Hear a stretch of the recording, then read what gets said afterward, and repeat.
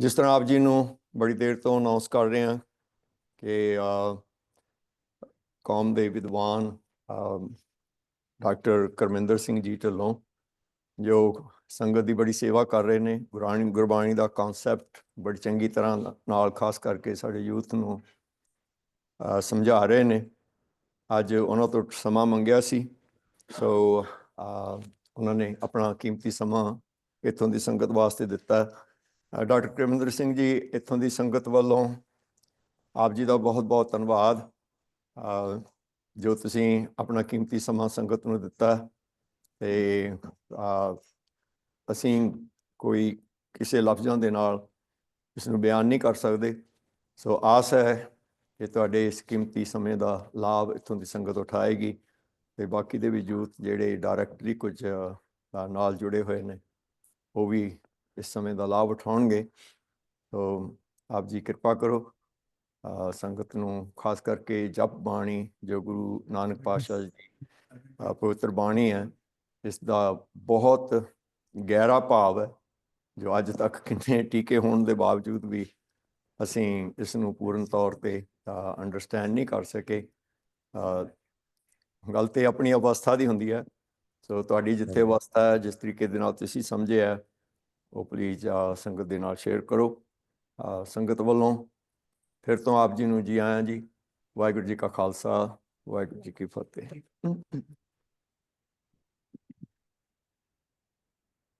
हाँ जी, मैं ज्ञानी जी तुहाडा बहुत शुक्रगुजार हूँ। तुसीं बड़े सोहणे लफ्ज़ां दे नाल मैनू भी संबोधन किया, संगत नूं भी संबोधन किया। ये जिहड़ी आपां सेवा कर रहे हैं सारे रल मिल के, तो मैनू आस है कि तुहानूं भी प्रवान होवे ते संगत नूं भी प्रवान होवे। जिहड़ा अपना विशा है अज दा, सारिਆਂ ਨੂੰ प्यार साथ मैं पहले फतेह दी सांझ आपां कर लईए। वाहिगुरू जी का खालसा, वाहिगुरू जी की फतेह। ते सत करतार, सत श्री अकाल सारिਆਂ ਨੂੰ। Good morning to everyone. तुसीं शायद आफ्टरनून दे विच हो। So I am speaking from New Zealand, from Auckland. ते इत्थे साडे सवेर दे 8 वजे ने। So good morning, good afternoon to all of you. The topic that we have today in front of us is understanding Jap Bani, part 1. We'll have another session next week where we will talk about part 2. So मैं जिहड़ी Illinois दी Sikh community centre दी सारी संगत प्रबंधक ना ते मेरे मानयोग सत्कारयोग वीर इरविनजीत सिंह जी जिन्हां ने ये उपराला आरंभिया है, मैं सारिਆਂ ਦਾ बहुत बहुत तह दिलों धन्नवादी हाँ। So this is going to be the outline of our talk today. Obviously, we will not be able to cover the entire Jap Bani or any significant portion in our short talk. As Gyani ji just said, a बहुत डूंगी बाणी है जिन्हों आपां गैर ਜਾਂ गंभीर भी कह सकते हैं ते अवस्था की भी गल होंदी है।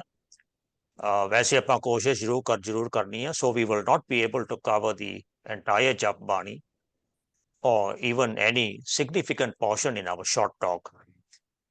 But if you want to understand the entire Jap Bani from, at least from my perspective, then I would like you to spend some time to go on this website, sikhivicharforum.org, where you will find a playlist that contains 32 videos of mine. So I had previously conducted a weekly class for about 100 participants, and we covered one pori or so per week. So the entire session is recorded and uploaded here. So I would encourage you to watch it, and it is delivered in a mix of Punjabi and in English. So all 32 videos are on this playlist. You can go into them as you get your time, one by one. So the second thing that I intend to do today Pyareo, is to talk about some principles of understanding Gurbani. What are the principles and why do we need the principles? ਤੋ ਇਹਨੂੰ ਪੰਜਾਬੀ ਦੇ ਵਿੱਚ ਵਿਧੀ ਵਿਧਾਨ ਕਹਿ ਲਓ, ਤਰੀਕਾ ਕਹਿ ਲਓ। ਜਦੋਂ ਵੀ ਕਿਸੇ ਬੋਲੀ ਦੀ ਜਾਂ ਕਿਸੇ ਕਵਿਤਾ ਦੀ ਜੇ ਆਪਾਂ ਗੁਰਬਾਣੀ ਦੀ ਗੱਲ ਕਰ ਰਹੇ ਹਾਂ, ਗੁਰਬਾਣੀ ਨੂੰ ਸਮਝਣ ਲਈ ਵਿਧੀ ਵਿਧਾਨ ਚਾਹੀਦਾ। We need principles, we need what I call methodology. So if you want to understand Gurbani by yourself and for yourself, what you will need is a methodology. It's a big word, but if you look closely, the starting word is method, the how of it. And if you wanted to understand, say, the meaning of a verse from someone else, a Granthi ji, a Pracharak ji, a Ragi, or anybody else, all you needed to do was ask and then listen. But if you want to understand it for yourself, so this is the preposition that you would have to do more. You would need a method. And I would like to give you a very simple analogy here.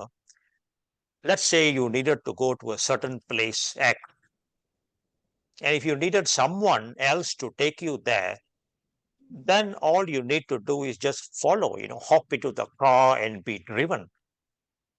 But if you wanted to go there yourself, you would need a method. You will need to search the place on the map. You would need to look at Waze or Google Maps or even a paper map.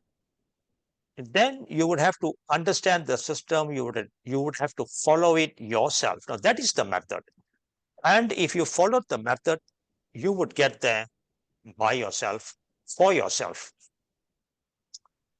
So in the field of knowledge, Pyareo, in the field of learning, we use the term methodology for all that I just described.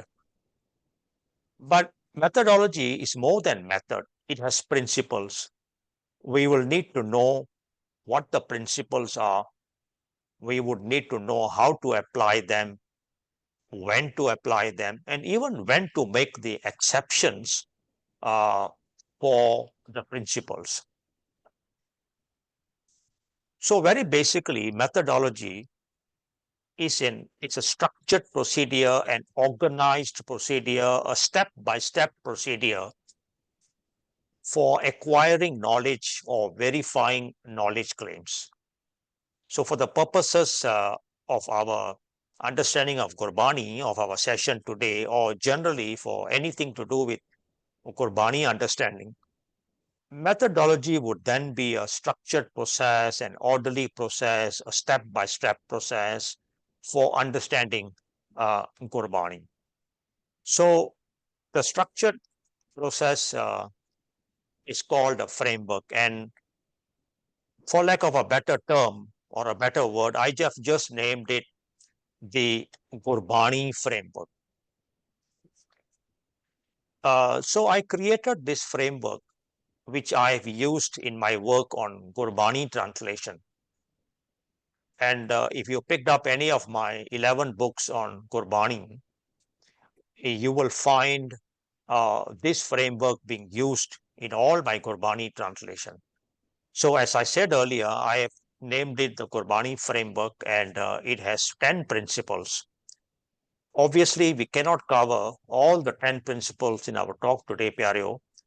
I may have enough time to perhaps talk briefly about one principle, and if we have questions later on, I can elaborate on the other principles. But if you want to know all the 10 principles, and if you are a serious student of Gurbani, then I suggest that you at least understand these 10 principles. Then you can go back to the same website I showed just now, sikhivicharforum.org. And on this website, you will find 30-minute videos each on the 10 principles that have been discussed. And there are 8 parts altogether, and all the 8 parts will cover the 10 principles on the same website. So If you see on your screen now, this is the first principle. It's called the crossing over. Gurbani is written in temporal language, the language that I'm speaking now, the language that you speak every day. But the messages of Gurbani are not temporal. The idioms, the language, the phrases, they are all literal, the kind of language we use every day. But the messages are not for literal. The messages are spiritual. So that's why I call it a crossing over. We have to cross over from the literal to the spiritual side of things to get to the messages. So how do we do that? That's all explained in this part 1. So if you have time later on, I suggest you take a look at these videos as well. So this is part 2, the Rahao. This is an important principle of Gurbani. One Shabad may have 6, 7, 8, 10 verses. They are not of equal importance or equal standing. The Rahao verse is of a different standing, a different order. It has a different role to play in the Shabad. Sometimes entire Banis will have just one Rahao verse. So if you look at Sukhmani Bani, Sukhmani Sahib, it's a long Bani, and you would know it takes about an hour and a half to complete reading it. There's just one verse in there, which is the Rahao verse. So there is a principle that says that the Rahao has to be given a certain significance, and we discussed that here. Then we talk about context, extremely critical, because every verse of Gurbani is linked to the next and the previous. So there's a flow in there. Now, what happens is we just take one verse and then we just use it or quote it, or, sometimes we just throw verses around. So without the context, we can make anything or nothing out of any verse. That's not how we want to look at Gurbani. We want to look at the totality of the message. So context in Gurbani is called Sandarbha. ਹਰੇਕ ਸ਼ਬਦ ਦਾ, ਹਰੇਕ ਪੰਕਤੀ ਦਾ, ਹਰੇਕ ਬਾਣੀ ਦਾ ਸੰਦਰਭ. So ਉਹਨੂੰ ਵੀ ਸਮਝਣ ਦੀ ਲੋੜ ਹੈ. So that's part 3. Then we have part 4, which is spirituality of the self. In here, very basically, Gurbani, it's basically written for me.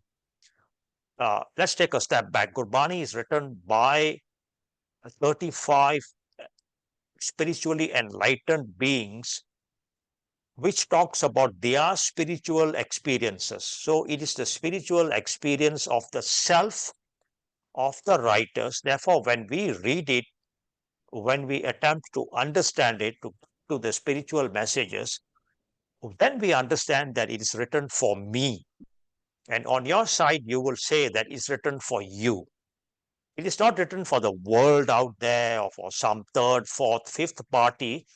It's written in first person for the reader who reads it also in first person. So all the verses would apply to me. Then we have this very critical principle, which is that within Gurbani, the creator is within.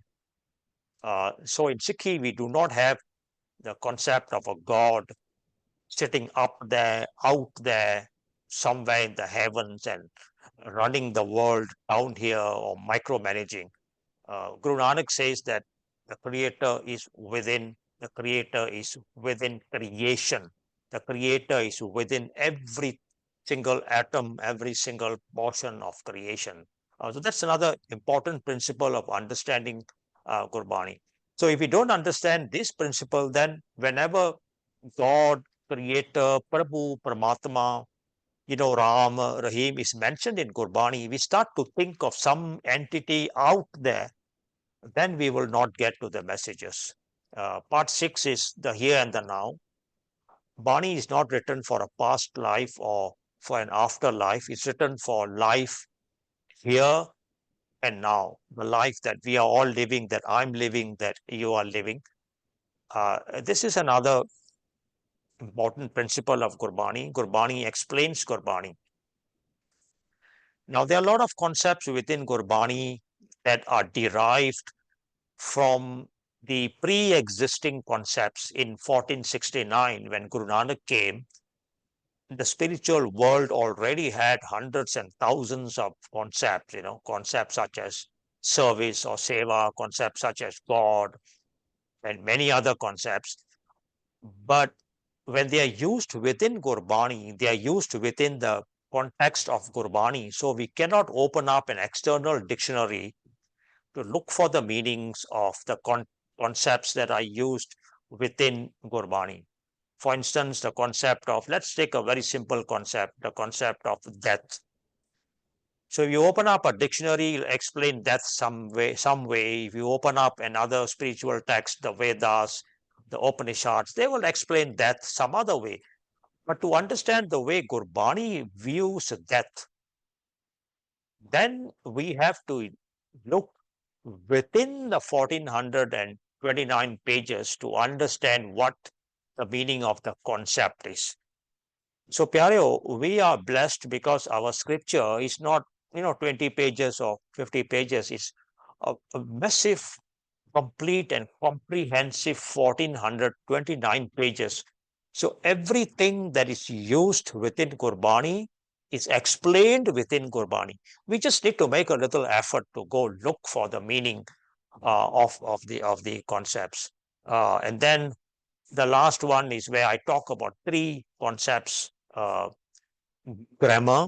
Gurbani has a grammar, which a lot of you would know was discovered by Professor Sahib Singh ji and given to us as a gift. And so we use grammar to understand, the plurality, the singularity, the past tense, the future tense, the present tense, the gender of it, whether it's used in feminine context or masculine context.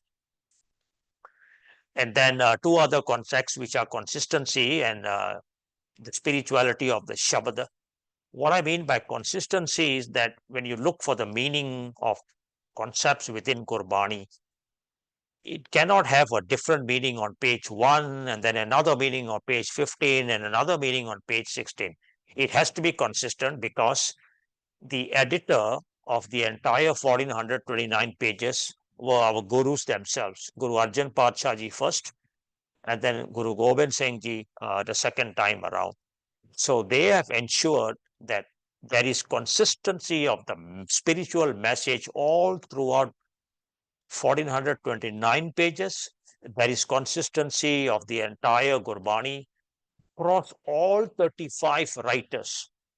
So when Guru Nanak Padshahi says something, we cannot interpret something else by Guru Arjan or Bhakt Namdev ji or the Patasava to mean something else. It will have to be consistent. So these are the concepts that I urge all of you, or those of you who are interested, to please take a look at this. So back to our outline.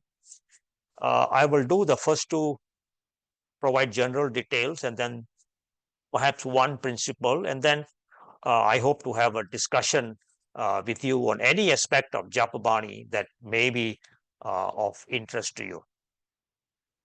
So I want to start off with some introductory information, what I call the beginner misconception.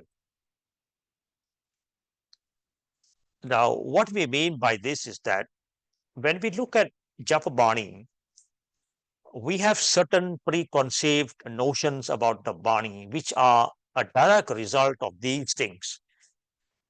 In most cases, or at least in my case, and I think in cases for most of you, this is probably the first Bani we learn as a child. And then this is also the first Bani that we generally commit to our memory. As we go along in life, 5-year-old kid would memorize the first body, the first 5 bodies, and so on. And it's also the first Bani of our first Guru. And usually when Katha is done in Gurdwaras for Banis, it is always selected as the first Bani. It's also the first Bani in the Sri Guru Granth Sahib Ji. So the misconception that I'm referring to is this connection in the equation there that anything that is first is usually connected to beginner. And we start off our education process by beginning to go to the kindergarten. So some of us have this misconception in our mind that this is an easy thing, it's a beginner thing, and so we should be able to get to it. Let me show you how it appears in the Sri Guru Granth Sahib Ji. It is the first Bani. So it's on page 1. The red box above shows you that page of Guru Granth Sahib Ji. Then we have the opening verse, or we can also call it the commencement verse, Arambak Vak in Punjabi, which is in the green box. And then we have the name or title of the Bani, which is in the blue box. So that's where the Bani begins, from the blue box. And the word in there is Japa. And then the Bani continues from page 1 all the way down to page 8. So this thing, that because it's on page 1, the first thing, further feeds into the beginner kind of a misconception. So it is not a beginner Bani. It is not, a kindergarten level Bani. It is Gurbani, equal to all the rest of Bani, which is contained within the 1430 pages, with some exception that I will talk about down the line.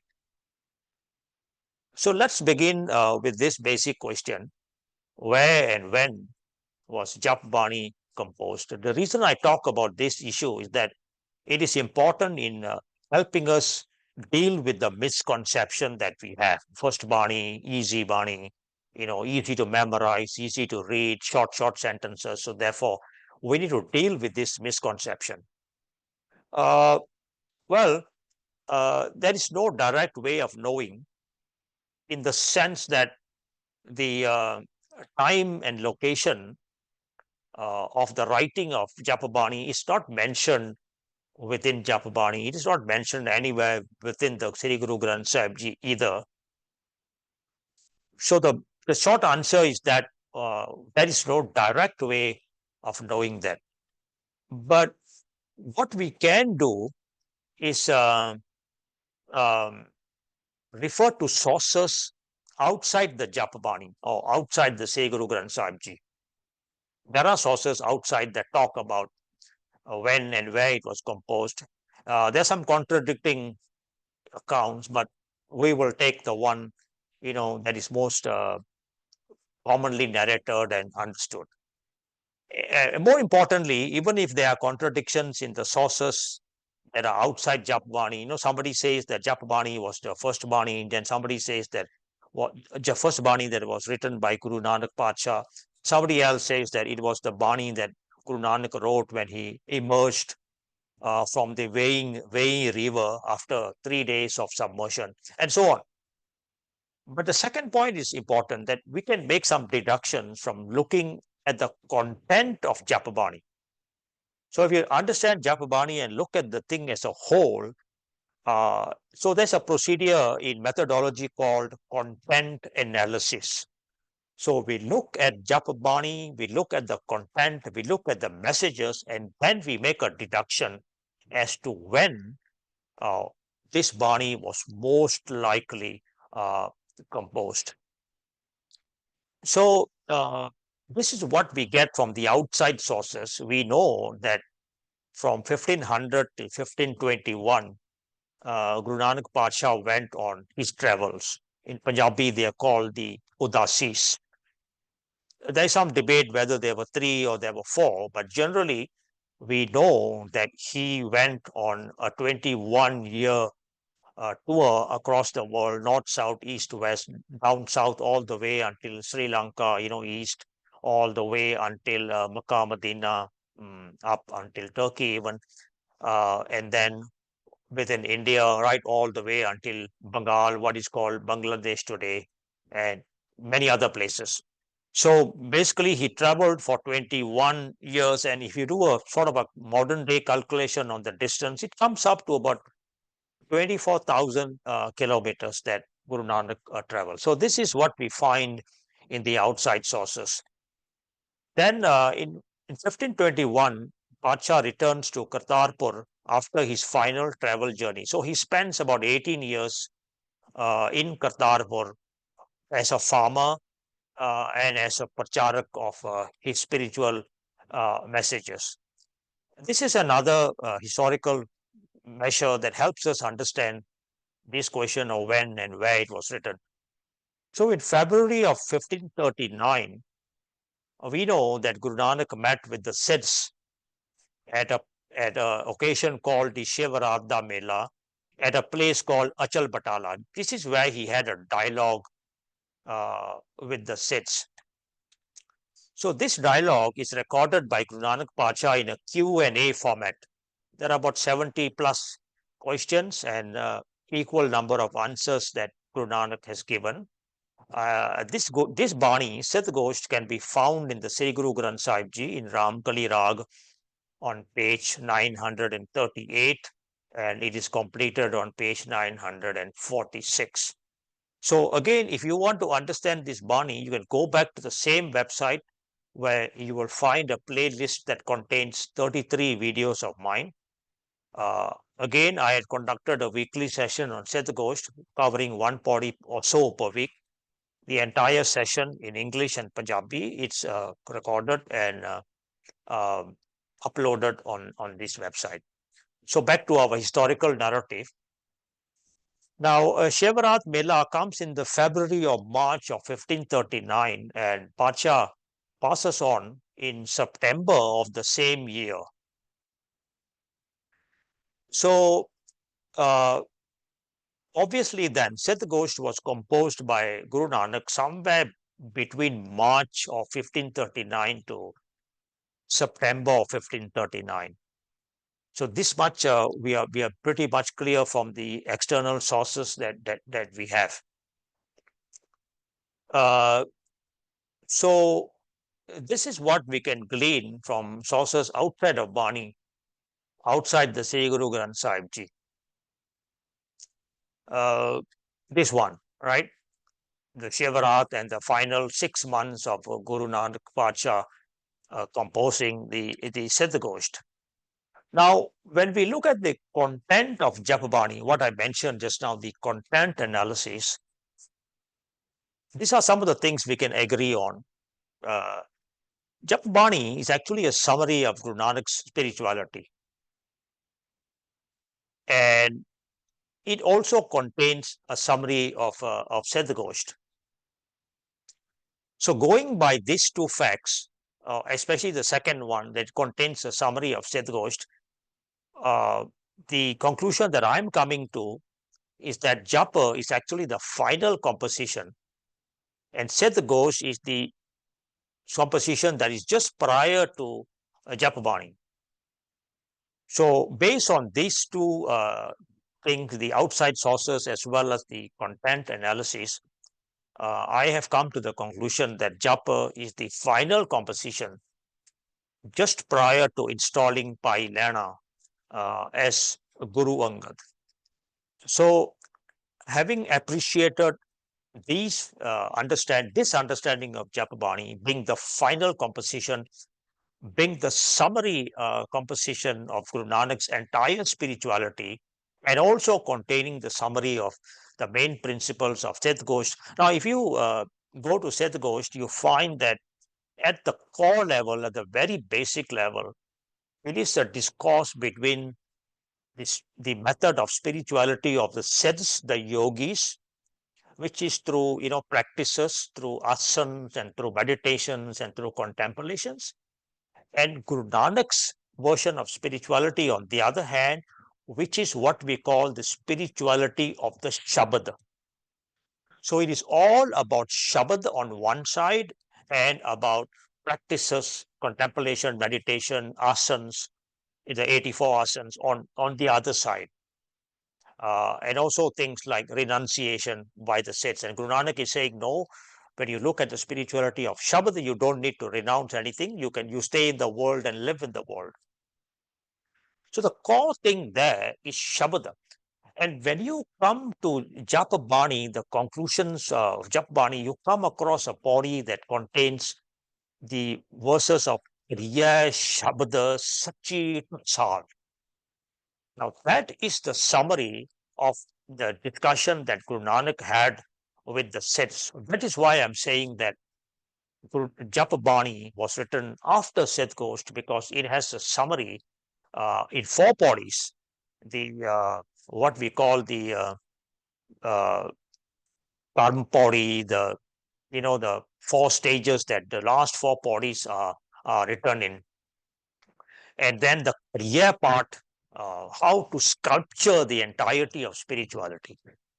So this is the basic basis of my conclusion that Japa Bani is the final composition of a. So back to the misconception, I think Jap may be the first Bani we learn as a child, the first Bani we memorized, first Bani as Katha and so on. There is nothing beginner really about this Bani. So let me give you some other introductory information. It is what I call a title Bani. It is the title of the Sri Guru Granth Sahib Ji. And you pick up any book and or you watch a movie, for instance, and you will have a title. It is very difficult to make out what the movie is all about from the title until you watch the movie itself or read the book itself. However, the title is still critical, still important, in the sense that it just gives you a very summarized, concise and precise, brief gist of what the entire movie or the entire book is all about. So, in that sense, understanding Japa Bani gives us a very concise, brief, contextual, idiomatic, understanding of the entirety of Guru Nanak's spirituality, the entirety of Guru Bani in 1429 pages. It is complex for the following reasons. The other reasons, it's written in very concise, brief, idiomatic, and contextual language. Now, if you look at the sentence structure of Japa Bani, you will understand what I'm talking about here. You have a lot of 4-word sentences. Generally speaking, the longer the sentence, the easier it is to make sense of it. And Japa has a lot of 4-word sentences. Punni, papi, akhan, nahi. Just 4 words. It's a complete sentence. Nanak gaya, japa, jaye. So where did he go, gaya? What really did he realize, japa? And why is the word jaye there? Is it a process or something? So let me give you a kind of a real example. Like you will find this verse in Japa Bani, Nanak Neech kahe vichar. So again, 4 words with a complete sentence. Nanak Neech kahe vichar. So the question is Nanak referring to himself as neat? You see, this is where complexity, brevity, idiomatic, contextual things have to come in before we can make a conclusion. Is Padsha referring to himself as Neech, Nanak Neech, or is he talking about the Neech, Kaha Vichar of the Neech? It requires a bit of a emphasis on our thinking faculties to come up with what exactly is Pacha trying to say here, Nanak Neech Kaha Vichar. Then we come across other sentences like Tol Karma Daya Kaput. Tol Karma Daya Kaput. The complete verse is Tol Karma Daya Kaput. Jeko Bujja Have Sichar Tavle Upar Keta Parti Hor Pare Hor and so on. So all the translations that I've read, Tol Taram Daya Kaput, say that Guru Nanak is talking about the myth of the earth being balanced on the bull's horns. And if the bull is indeed supporting the earth, then where is that bull standing? On which planet is that bull standing? And then who is holding up that planet? And so on. But Well, we just have 5 words here. Taul, Dharma, Daya, Ka, Put. So we have to make a conclusion. Is Guru Nanak talking about a myth, or really is this a spiritual idiom with a very deep spiritual message inside there? Now, first of all, the earth on a bull is not an Indian myth. It is not a Vedic myth. So no one in his audience would be talking of it or would be aware of it. So if no one is talking about that, no one is asking anything or no one is discussing, no one even knows about it, then why is Guru Nanak Pacha providing a commentary on it? Why is he critiquing it? By the way, for your information, it's a Greek myth. This thing that the world is held up by a bull on a horn is a Greek myth. So Guru Nanak would, obviously not be talking about a Greek myth. Now, if you do content analysis with the rest of Gurbani, you'll find that nowhere in Gurbani is the word tall used for a bull. Tall is used for white. So is Guru Nanak talking about a certain kind of spirituality, a pure divine spirituality here, tall dharma that is divine, spirituality that is divine, tall dharma, daya ka put. Divine spirituality has its basis in compassion, daya. Is it that? Or is he talking about, a bull holding up the earth? The word in Gurbani for bull is balad or pensa. So I hope, this inspires you to appreciate the fact that even though the language is literal, all Dharmadaya Kapu, very literal language, but, the spiritual messages are so deep. All the Dharam, divine spirituality, pure white spirituality has its basis, jada, its roots in compassion, daya ka puta. It's born out of compassion. So compassion is a extremely important spiritual value in the eyes of Guru Nanak. And that he says, Jeko bhujya hove sachar. And whoever understands or realizes the importance of compassion becomes Sachar. Sachar is defined in Gurbani as a divine realized being. So to become divinely realized being, we have to know that divine spirituality is born out of compassion. So that's what I mean by, things being really concise, brief, idiomatic, contextual, but having deep spiritual meanings. So obviously then the probability of misinterpretation is high. It's the final Bani of Guru Nanak, which means what we have in Jap Bani is 70 solid years of divine spirituality condensed in 8 pages, in 38 paudis and 2 sloks. We have 70 years of Guru Nanak's divine spirituality uh, condensed for us to understand. I would say that it's actually 240 years of Sikhi summarized within Japabani, 1429 pages abridged.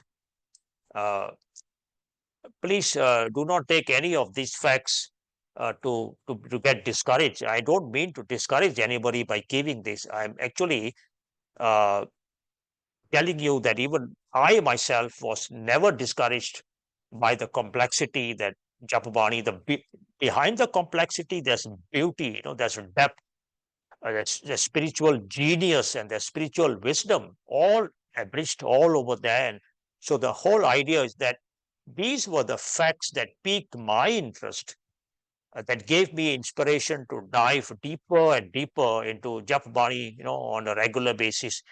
It actually pushed me into wanting to unlock the wonders of Japabani. So I am hoping that these are the messages that are coming across to all of you, Sat Sangat Ji Pyareo, that you would similarly be inspired to get deeper into Japabani and try and say that all Paramdaya Kapoor is not about a bull holding up the earth, it's about divine spirituality, which is born out of deep compassion from within the depths of our conscience, then you see the beauty of it all.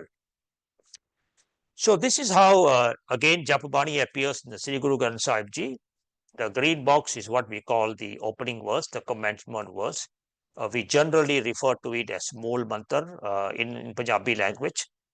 The opening verse contains descriptions or attributes of the divine within us. So the ik there, it does not mean one. It actually means oneness.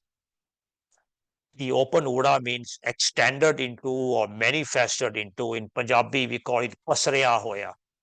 So the symbol means, the first symbol means the divine is in unity with creation.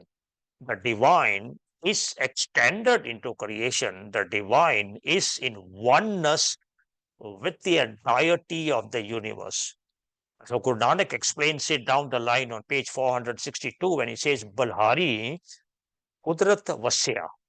And Guru Arjan will then further explain it to say, Sagalo Rupa, the entirety of creation, the entirety of the universe of creation, Sagalo Rupa, Eko Pasara, is actually the extension, the manifestation of just one.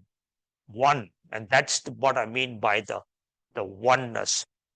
So the word in the blue box in front of you, Japa, that's the title of the Bani. We are calling it Japa Bani.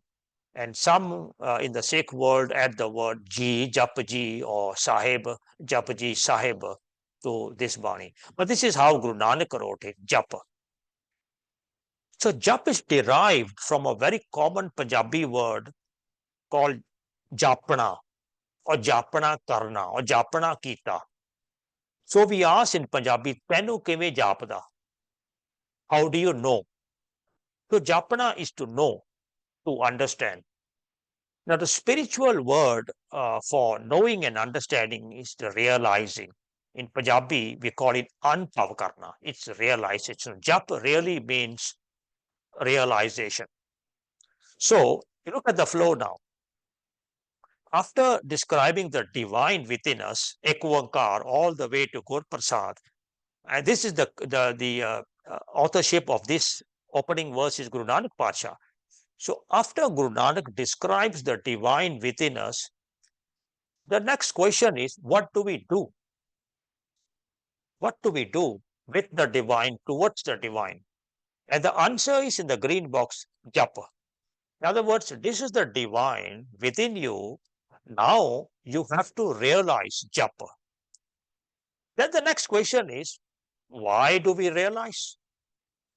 Why can't we do something else? Why is it realized? The answer is in the first slok, the one in the red box.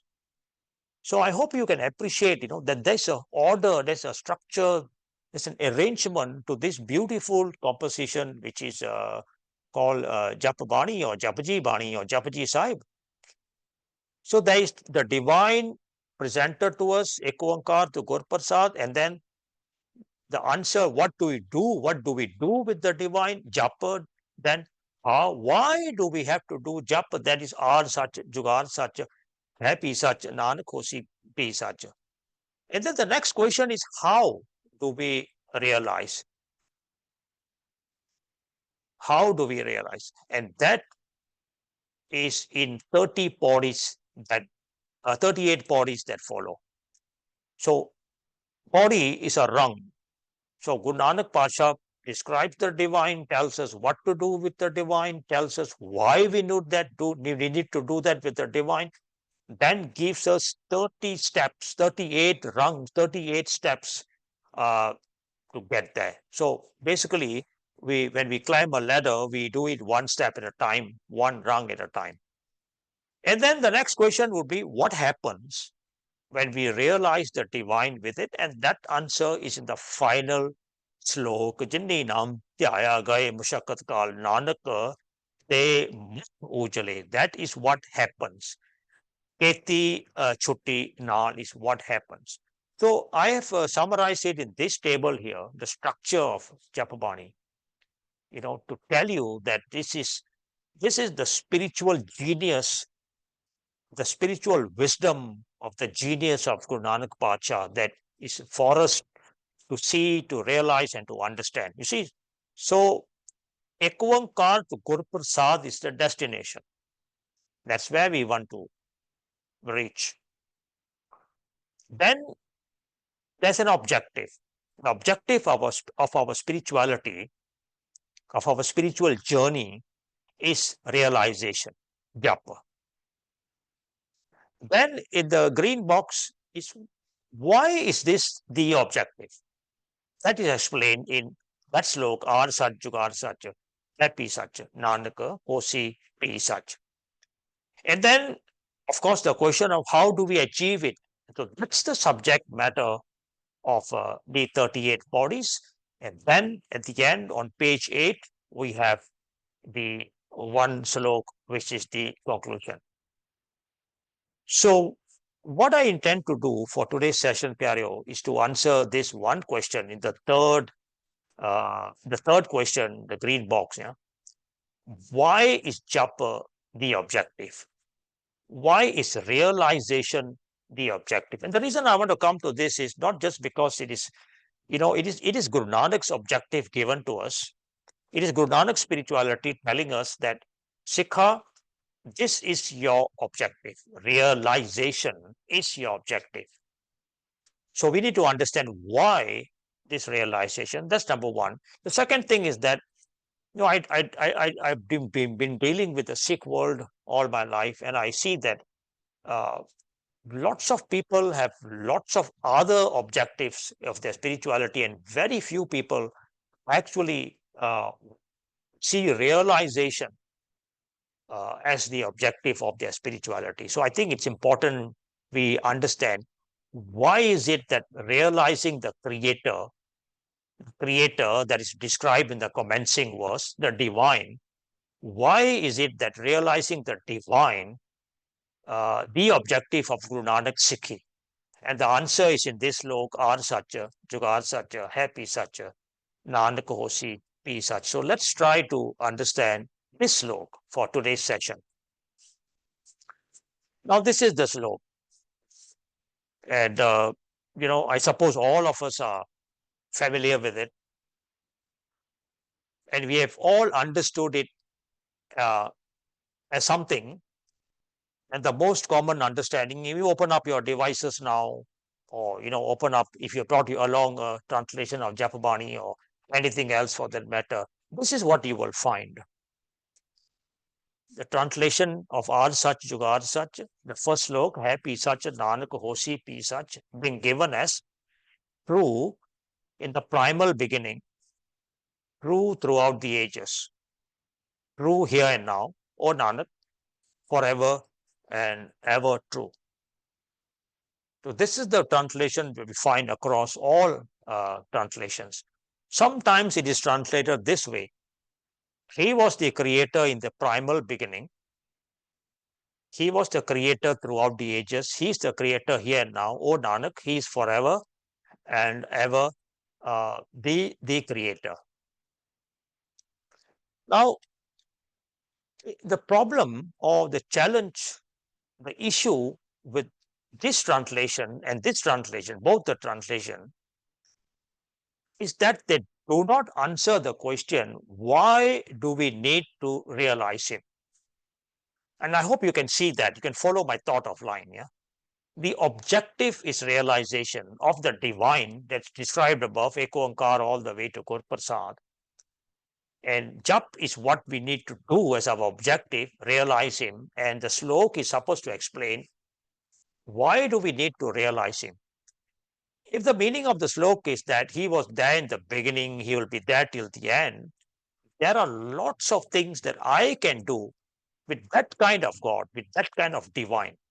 If he was there in the beginning, he will be there till the end, then I can pray to him, I can call out to him, I can chant his name, I can go looking for him, I can go find him, and I can go about doing all sorts of things to make him pleased with me, and so on. It's a whole lot of things, a whole range of things I can do, if that was the meaning. that he was there in the beginning and he's there now and he'll be there forever.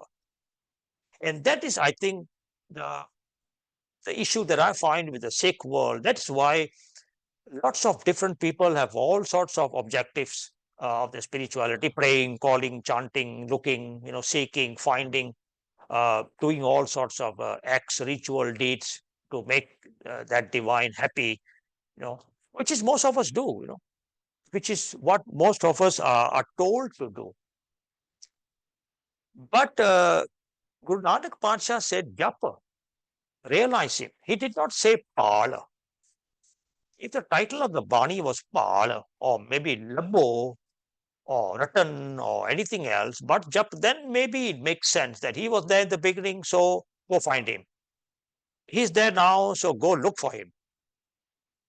But it is japa.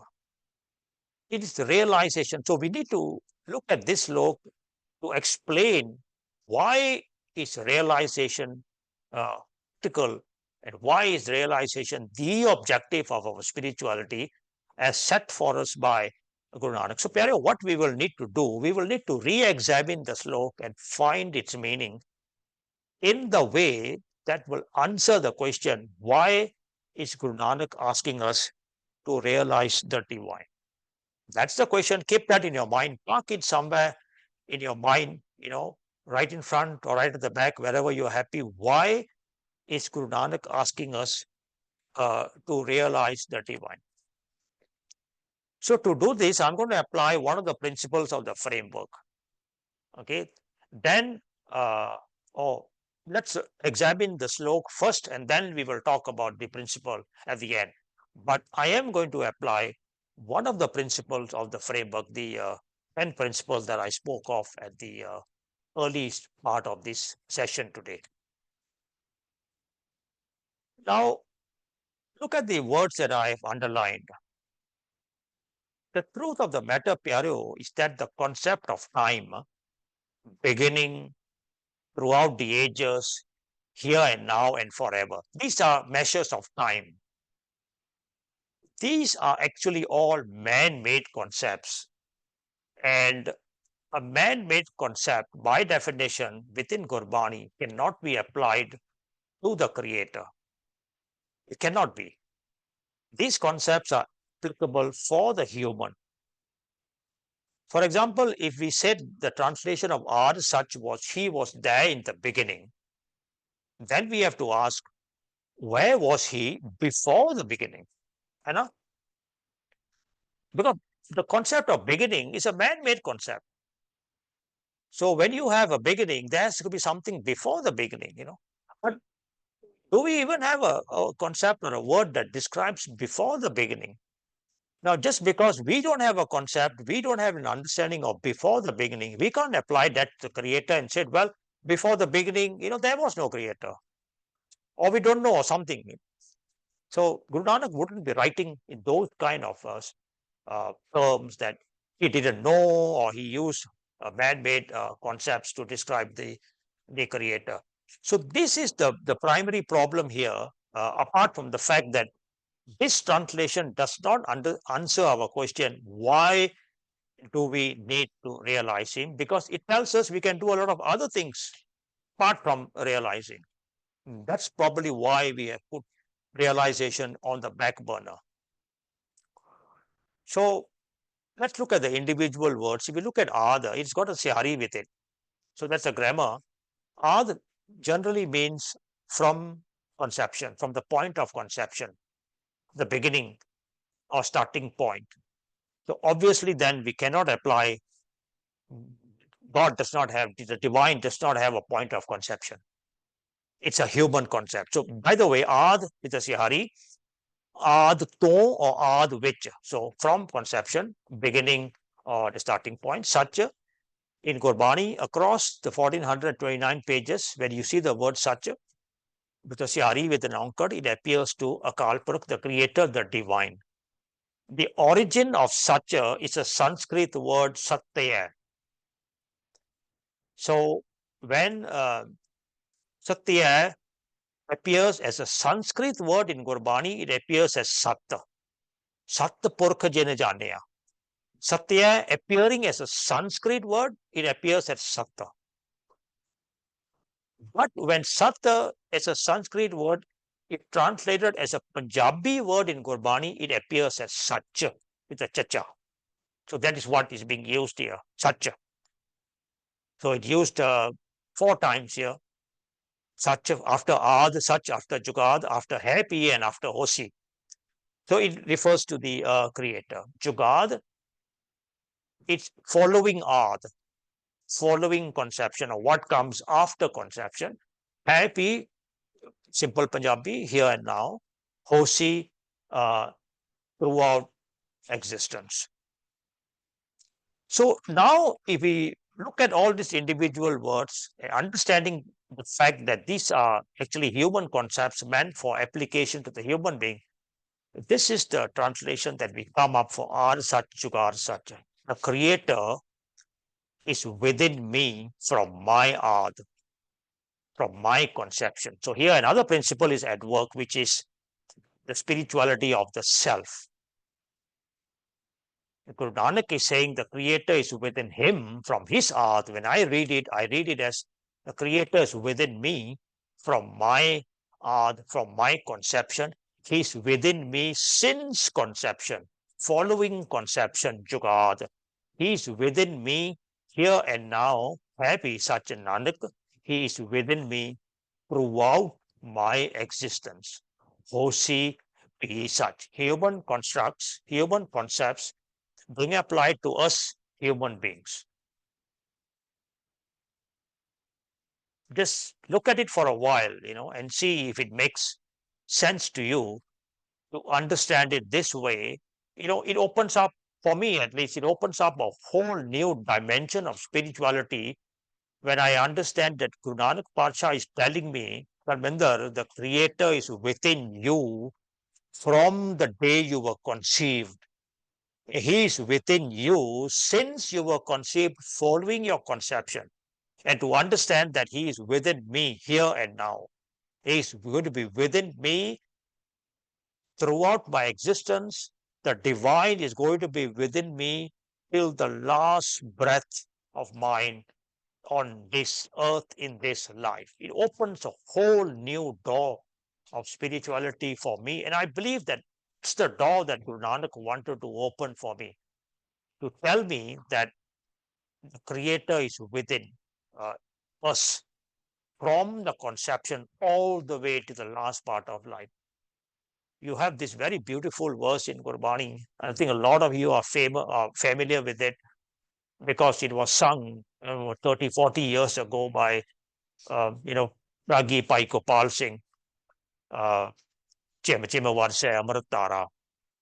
And in that, there's this was Sab Kich Kar Mein, Bahar Nahi, Bahar Tole, So Param Pulahi, Gur Prasadi, Jinni Antar Paya, So Antar Bahar, Sohela Geo. Karma means it is within. Tara in Gurbani is used for the mind and the conscience. So everything that is concerned with divinity, the creator is within the mind and conscience. Bahar Tola, looking for it externally. Tola is to search, find, look for, discover.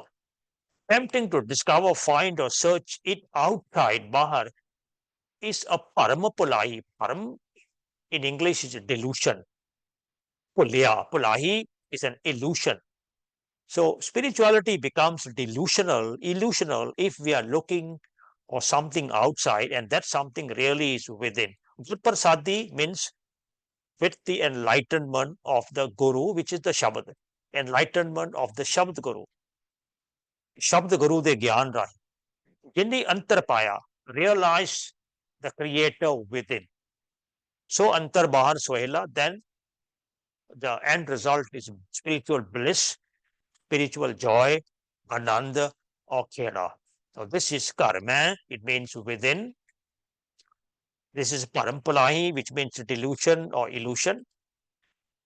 This is Gur Prasadi, jini antar paya, realize the creator within. And the last word is Sohela Jio, which is Ananda and Kira. So, Pyare, the question was, if this was the destination, the Ek Oankar, the Gur Prasad, and the objective was realization within, why is this the objective of spirituality of Guru Nanak, the spirituality of Sikh, the spirituality of Guru Bani, or the Sri Guru Granth Sahib Ji? The answer is Ad Sacha, Jugad Sacha, Happy Sach, Nanak Be Sach. In simple language, the answer is the Creator is within me. He is within me from birth till death. So when something is within, there is no such thing as finding, meeting, pleasing, fearing, praying to, asking, begging, and so on and so forth. When something is within me from my birth till my last day, then the only thing left to do, the only thing that needs to be done is to realize the divine within. The Creator is within myself. The ultimate goal of spirituality is that realization, japa. That realization will happen within myself, within my mind, within my senses, and within my conscience. So now if you go back to this chart here, I hope that is making structural sense to you. It's making sense to you step by step, and it's really giving meaning to you, opening a door of spirituality for you, as it has for me, that the whole objective of something that is within me from the point of my conception to my last day on earth, the point of my spirituality is to realize that divine that is within me. So I just have one last point to make. If in case you're wondering, why do we need realization? Why did Guru Nanak set it as the objective? We have understood when something is within, you cannot do anything other than realize that entity, that divine within. So why do we need realization on our spiritual journey? Because realization has a flow chart. Realization flows into spirituality and it flows into divinity. I've drawn it out for you, the flow chart. And here I hope you can see it. So this is the flow chart. Number one here is realization of the divine within. And Guru Nanak's term for that is japa. The word that we use in Punjabi, common Punjabi, is unpower, realization. So realization then leads to a relationship with the divine, and inner relationship, a relationship at the conscience level, a relationship at the level of consciousness, a relationship of inner contemplation. In other words, that's the DNA of our spirituality at the level of conscience, at the level of consciousness, is an inner relationship. At all times, we are aware, we have realized the fact that, I have a working relationship with the divine who is within me and who is within everyone else and within everything in the universe and everything in creation. So realization leads to a relationship, and a relationship needs a roadmap. That's number three, a manual guide, if you like. And the roadmap, Pyareo, is Gurbani. That is where the ability to read that roadmap and understand it for yourself comes into play. The starting point of Sikhi, the beginning point of spirituality is here. It begins with realization, and then into a relationship, and then into a rashta.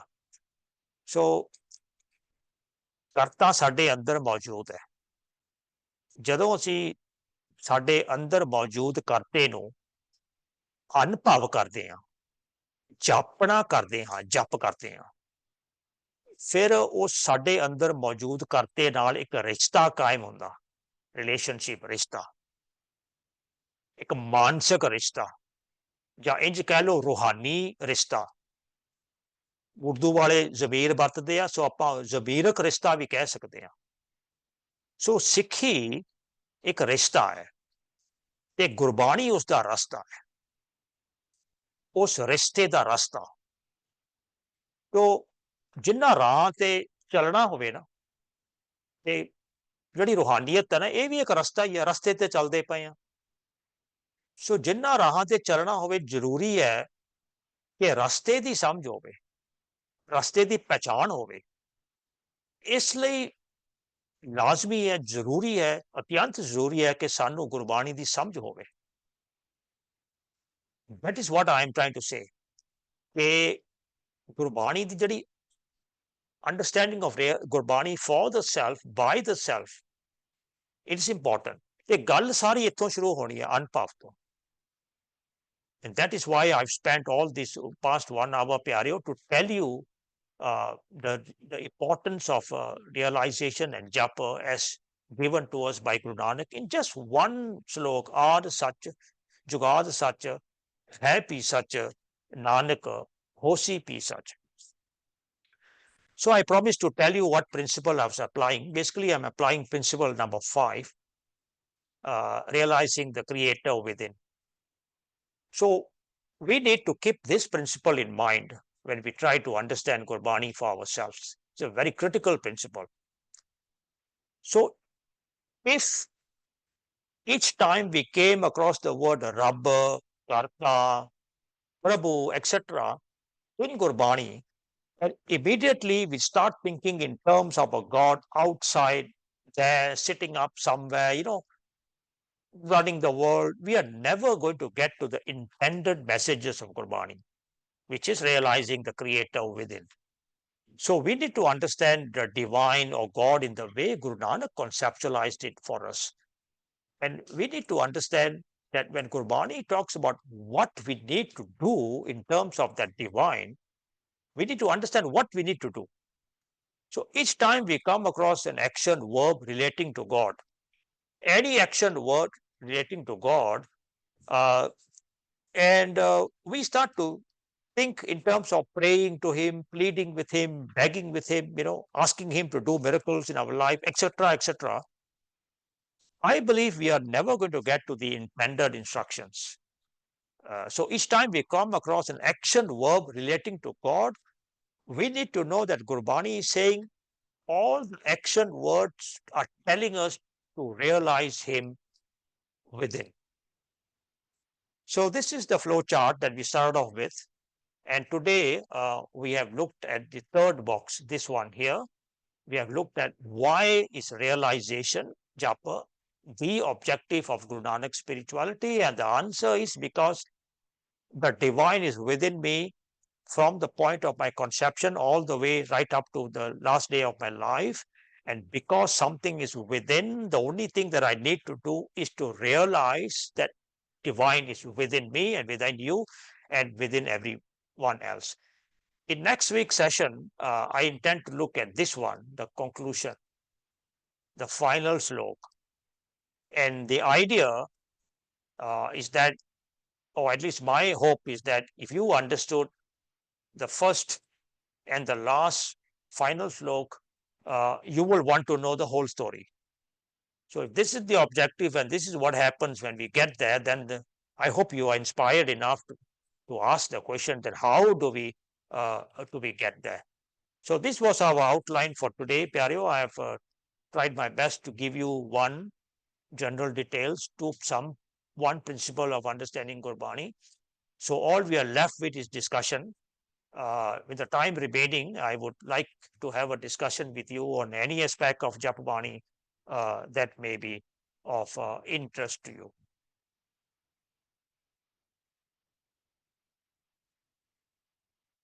Anji, thank you.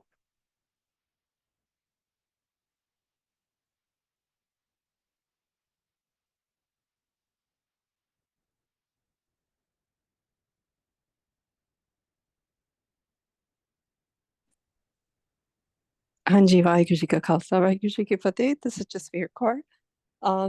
My question is if Japji Sahib was, I do feel it's very intense and complicated, and a Bani you have to read over and over. What do you recommend for kids as a simpler Bani to start off with? Thank you. Intense, yes. Complicated, perhaps, maybe. I think the recommendation that I would have for kids is still to stick to Jap Bani for the reason that it is simple to read, simple to memorize, and simple, to get going.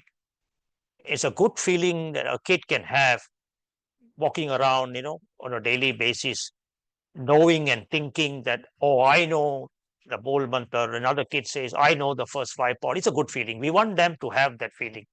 So if we go and recommend, a longer Bani or a different Bani, that feeling may be lost. And I think we should try to maintain that feeling. So what we need to do is to start giving them an understanding of things in the way the gurus intended for us to have, and share it with them, so that a kid can say, okay, I know the first, slok.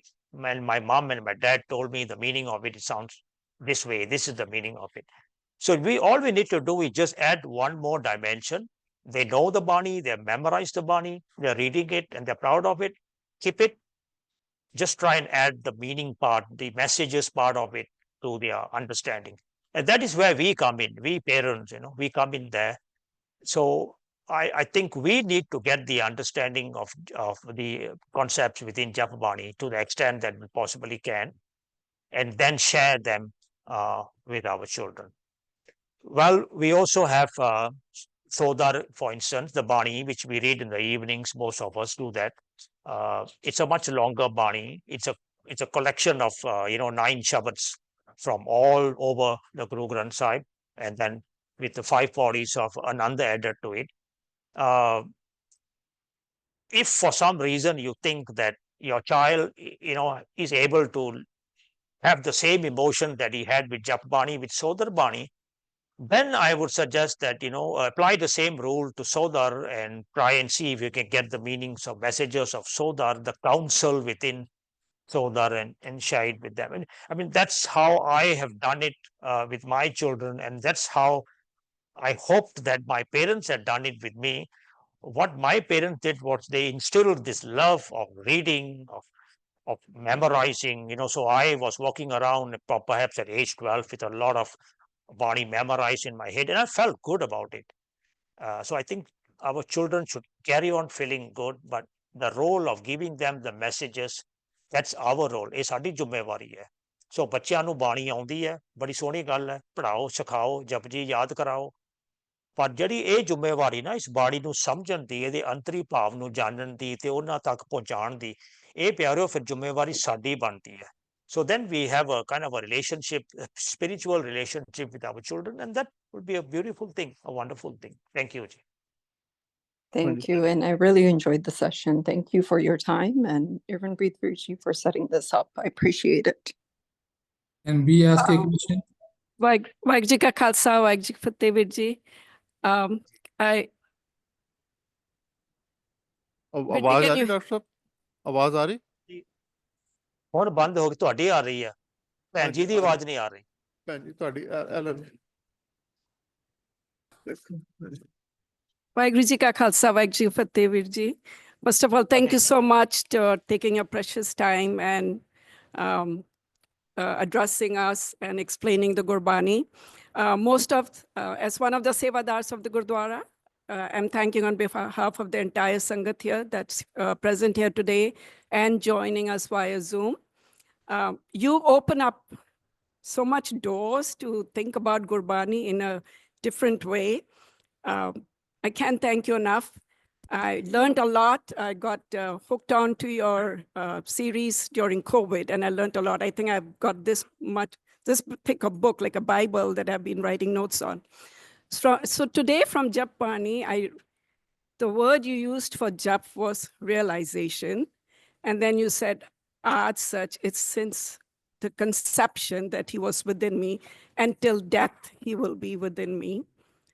Is it possible that Ad could be when I realized that he is within me? The conception begins when my realization begins.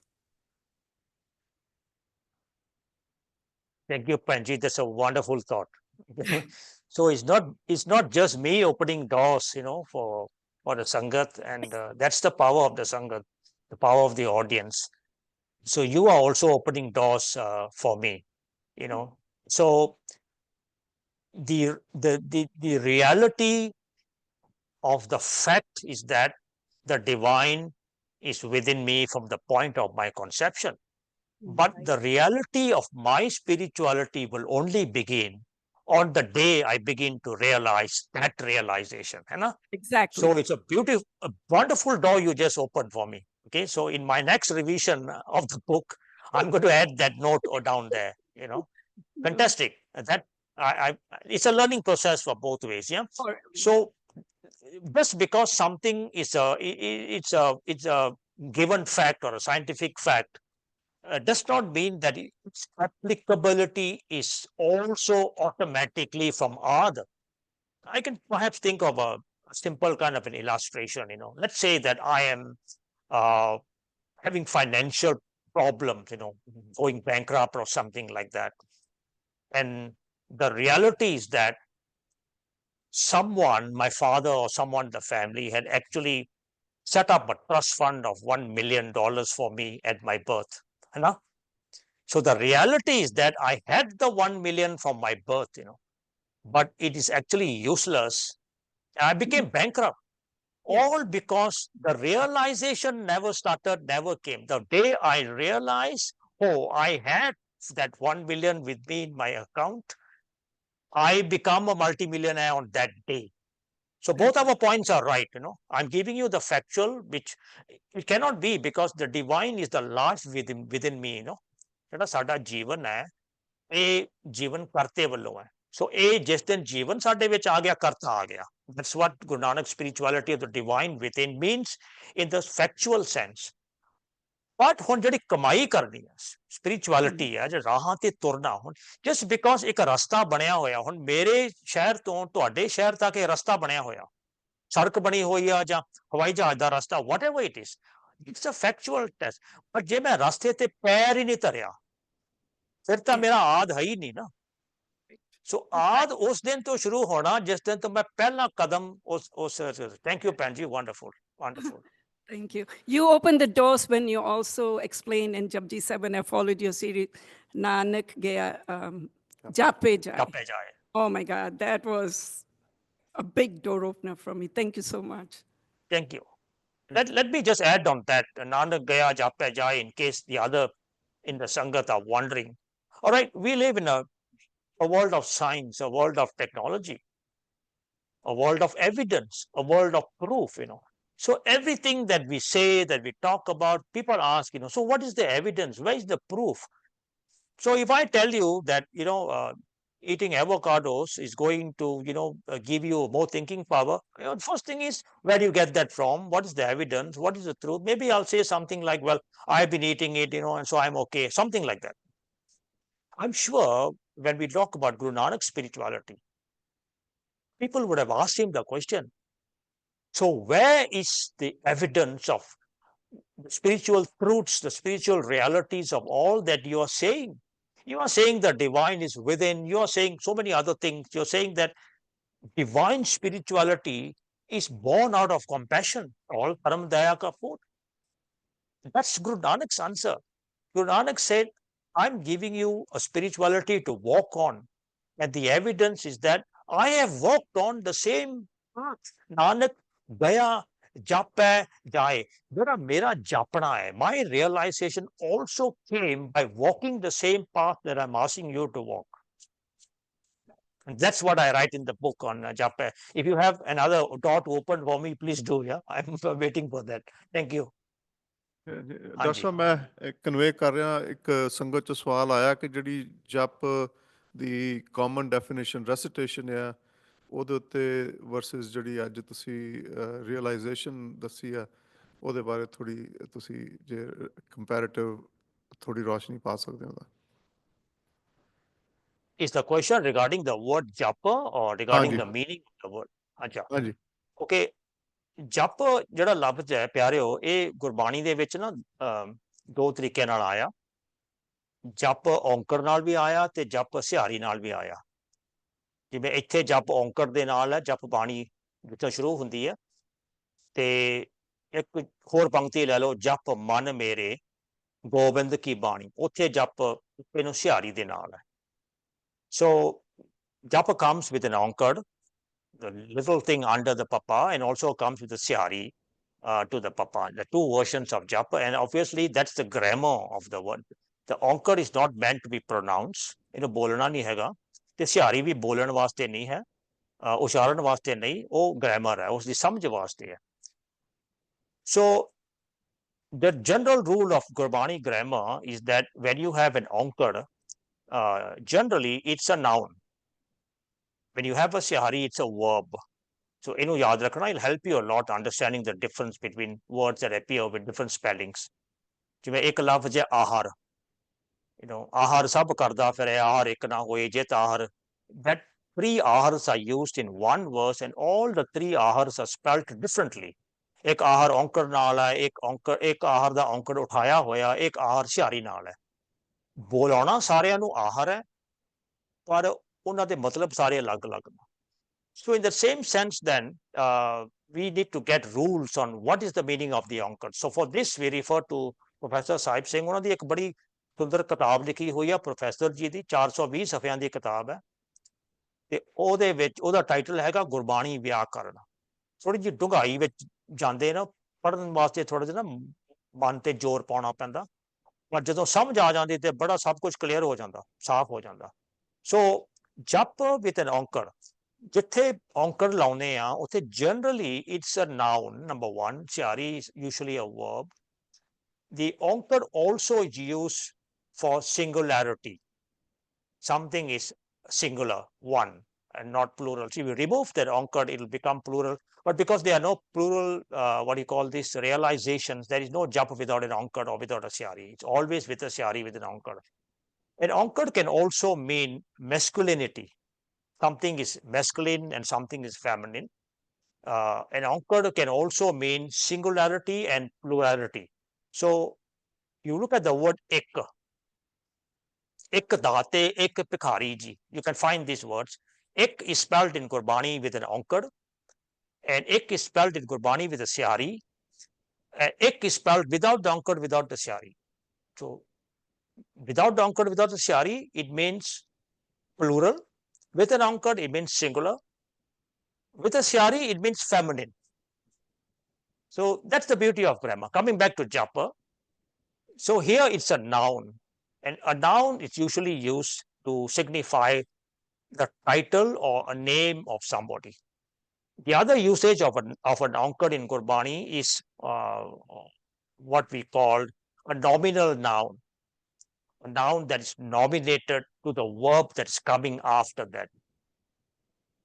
Sabte Vadda Satguru, when we have the word Nanak.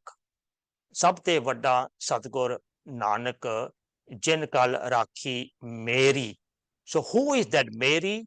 The Mary is Nanak because the Nanak is being nominated to Mary. So we understand it that way. So the way I read that verse is Sabte Vadda Satgur Nanak Jin Kal Rakhi Mary. Based on the grammatical arrangement, understanding, I would read it that way. So when you see the word japa with an onkad, it's a noun. It means realization. It comes from the word japana karna. When you see the word japa with a sihari, it means the process of realizing. The verb, action, the deed of realizing. Jap man mere, Gobind ki bani. O mind, mere mana. O mind of mine, realize. Realize what? Realize messages, realize the counsel that is written within Gobind ki Bani, means a divine Bani. The messages within Gurbani, even those are meant for realizing. I hope I help you out in this. understanding of the word jap. Thank you ji. ਅਗਲਾ ਸਵਾਲ ਭੈਣ ਜੀ ਇੱਕ ਹੋਰ ਸਵਾਲ ਸੀਗਾ ਜੀ। ਹਾਂਜੀ ਮੈਂ ਸਿਰਫ ਇੰਨਾ ਹੀ ਪੁੱਛਣਾ ਸੀ ਵੀ ਅੱਜ ਕੱਲ੍ਹ ਜਿੱਥੇ ਤੱਕ ਮੈਂ ਦੇਖਦੀ ਹਾਂ ਬੱਚੇ ਬਹੁਤ ਦੂਰ ਜਾ ਰਹੇ ਆ ਸਿੱਖੀ ਤੋਂ ਗੁਰਬਾਣੀ ਤੋਂ ਤੇ ਉਹਨਾਂ ਨੂੰ ਹੈ ਨਾ ਕਲੋਸ ਲਿਆਉਣਾ ਬਹੁਤ ਔਖਾ ਹੋ ਗਿਆ ਆ ਛੋਟੇ ਹੁੰਦੇ ਸਾਡੇ ਬੱਚੇ ਫੋਰ ਐਗਜ਼ਾਮਪਲ ਗੁਰਦੁਆਰੇ ਜਾਂਦੇ ਸੀ ਸਿੱਖਦੇ ਸੀ ਉੱਥੇ ਉਹਨਾਂ ਨੂੰ ਜਿੱਦਾਂ ਕਹਿ ਲਓ ਵੀ ਹੁਣ ਤਾਂ ਐਕਚੁਅਲੀ ਵੱਡੇ ਹੋਏ ਆ ਬਟ ਉਹਨਾਂ ਦਿਨਾਂ 'ਚ ਸਾਡੀ ਜਿਹੜੀ ਐਜੂਕੇਸ਼ਨ ਸੀਗੀ ਗੁਰਦੁਆਰੇ ਇੰਨੀ ਸਿਸਟਮ ਜਿਹੜੀ ਸੀਗੀ ਉਹ ਇੰਨੀ ਗ੍ਰੇਟ ਨਹੀਂ ਸੀ ਅਤੇ ਫਿਰ ਉਹ ਜਿੱਦਾਂ ਦੂਰ ਹੋ ਗਏ ਜਿਸਲੇ ਕਿੰਡਰਗਾਰਟਨ ਗਏ ਅਤੇ ਉਸ ਤੋਂ ਬਾਅਦ ਗਾਂ ਐਜੂਕੇਸ਼ਨ ਉਹਨਾਂ ਦੀ ਵੱਧਦੀ ਗਈ ਉਹ ਬਹੁਤ ਡਿਸਟੈਂਸ ਹੋ ਗਿਆ ਅਤੇ ਬਹੁਤ ਟਰਾਈ ਕਰਦੇ ਹਾਂ ਅਸੀਂ ਉਹਨਾਂ ਨੂੰ ਪੇ ਜਿੱਦਾਂ ਪੇ ਲੈ ਕੇ ਆਉਣ ਜੋੜਨ ਐਜੂਕੇਸ਼ਨ ਥਰੂ ਐਂਡ ਅਤੇ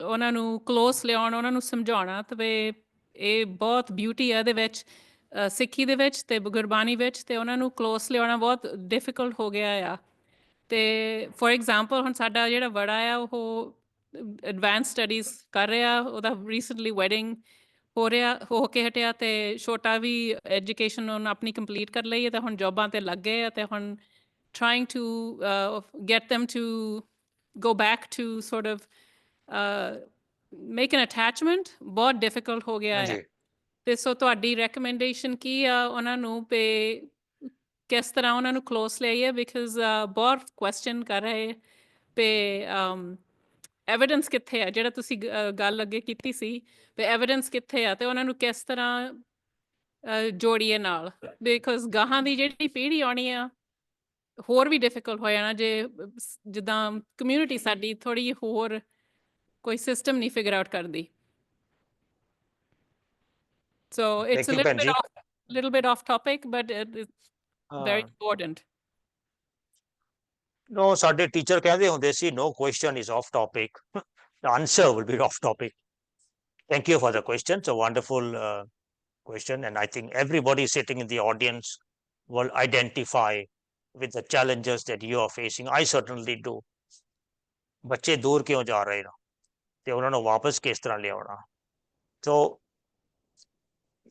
ਜ਼ਮਾਨਾ ਜਿਹੜਾ ਸਾਡੇ ਸਾਹਮਣੇ ਹੈ ਨਾ ਇਸ ਵੇਲੇ ਇਹ ਤਰਕ ਤੇ ਸਵਾਲ ਦਾ ਜ਼ਮਾਨਾ ਹੈ in English it's a age of logic age of reason age of justification and an age of evidence so ਬੱਚਿਆਂ ਦੀ ਗੱਲ ਇੱਕ ਪਾਸੇ ਕਰੋ ਜਿਹੜਾ ਵੀ ਕੋਈ ਇਨਸਾਨ ਹੈ ਜਿਹਨੇ ਵਿਦਿਆ ਲਈ ਹੋਈ ਆ ਪੜ੍ਹਿਆ ਲਿਖਿਆ ਕਹਿ ਲਓ ਸੋ ਬੱਚੇ ਹੋਏ ਪੜ੍ਹੇ ਲਿਖੇ ਨੌਜਵਾਨ ਹੋਏ ਜਾਂ ਅਸੀਂ ਵੀ ਹੋਏ ਜਿਹੜੀ ਵੀ ਗੱਲ ਲੌਜਿਕ ਰੀਜ਼ਨ ਜਸਟੀਫਿਕੇਸ਼ਨ ਐਵੀਡੈਂਸ ਤਰਕ ਤੇ ਪੂਰੀ ਨਹੀਂ ਉਤਰਦੀ ਨਾ they are very reluctant to accept it and very reluctant to adopt it and ਦਾ ਡਿਸਕਨੈਕਟ ਜਿਹੜਾ ਹੋਇਆ ਉਹ ਇੱਥੇ ਹੈ ਵੀ ਜਿਸ ਤਰੀਕੇ ਨਾਲ ਅਸੀਂ ਹੁਣ ਤੱਕ ਗੁਰੂ ਨਾਨਕ ਦੇ ਸੰਦੇਸ਼ਾਂ ਨੂੰ the messages of Guru Nanak ਜਿਸ ਤਰੀਕੇ ਨਾਲ ਅਸੀਂ ਪ੍ਰਚਾਰ ਕਰਦੇ ਆ ਰਹੇ ਹਾਂ ਨਾ we have denied them logic reason justification and most important of all questioning. This is an age of questioning and when do you recall a last session was held in a Gurdwara where you were allowed to question the speaker? I have grown up, I'm 65 years of age. I've grown up my whole life. I've never had a session in a Gurdwara ever when I was growing up as a youth, as an adult, where I could question and questioning is a very critical aspect of learning, of adopting, of understanding, and we have taken that out. So the way we have presented spirituality and religion to our children is direct contrast with the needs and the understanding of the world that we have around us, which is, logic, reason, justification, evidence, questioning, or what we in Punjabi we use the word vichar. It has always been a one-way process.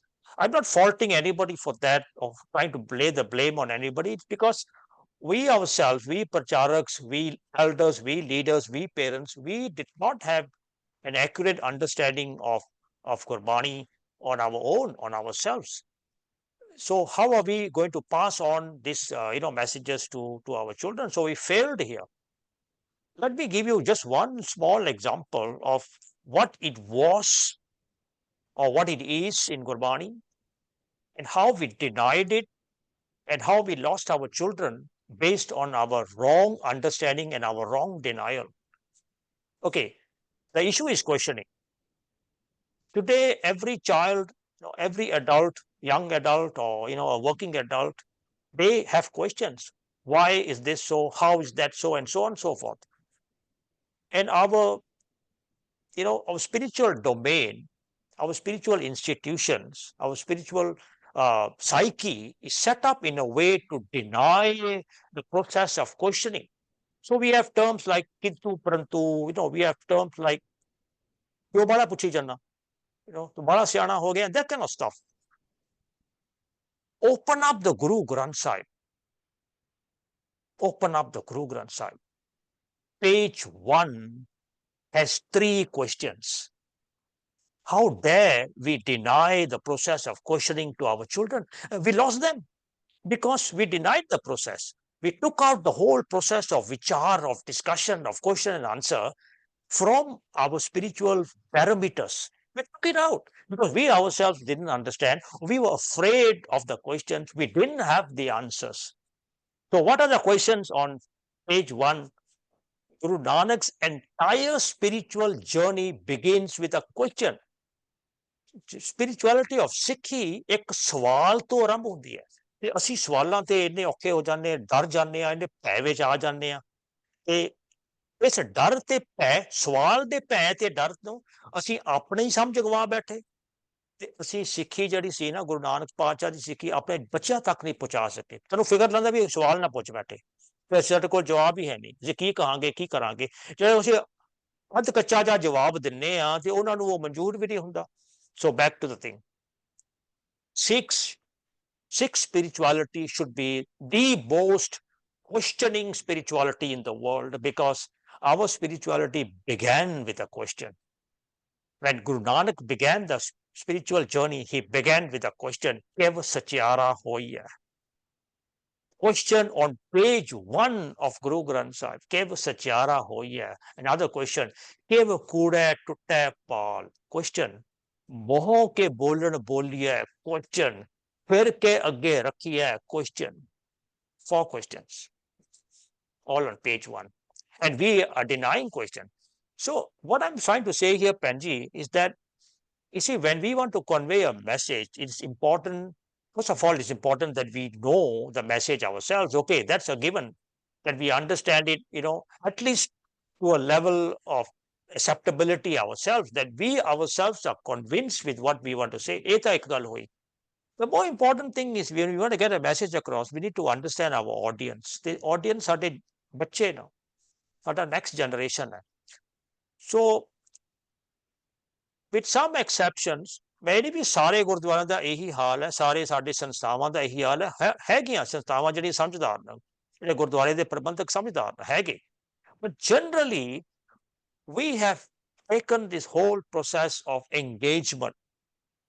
Guru Nanak's spirituality is a spirituality of engagement, a spirituality of inclusion, of involvement.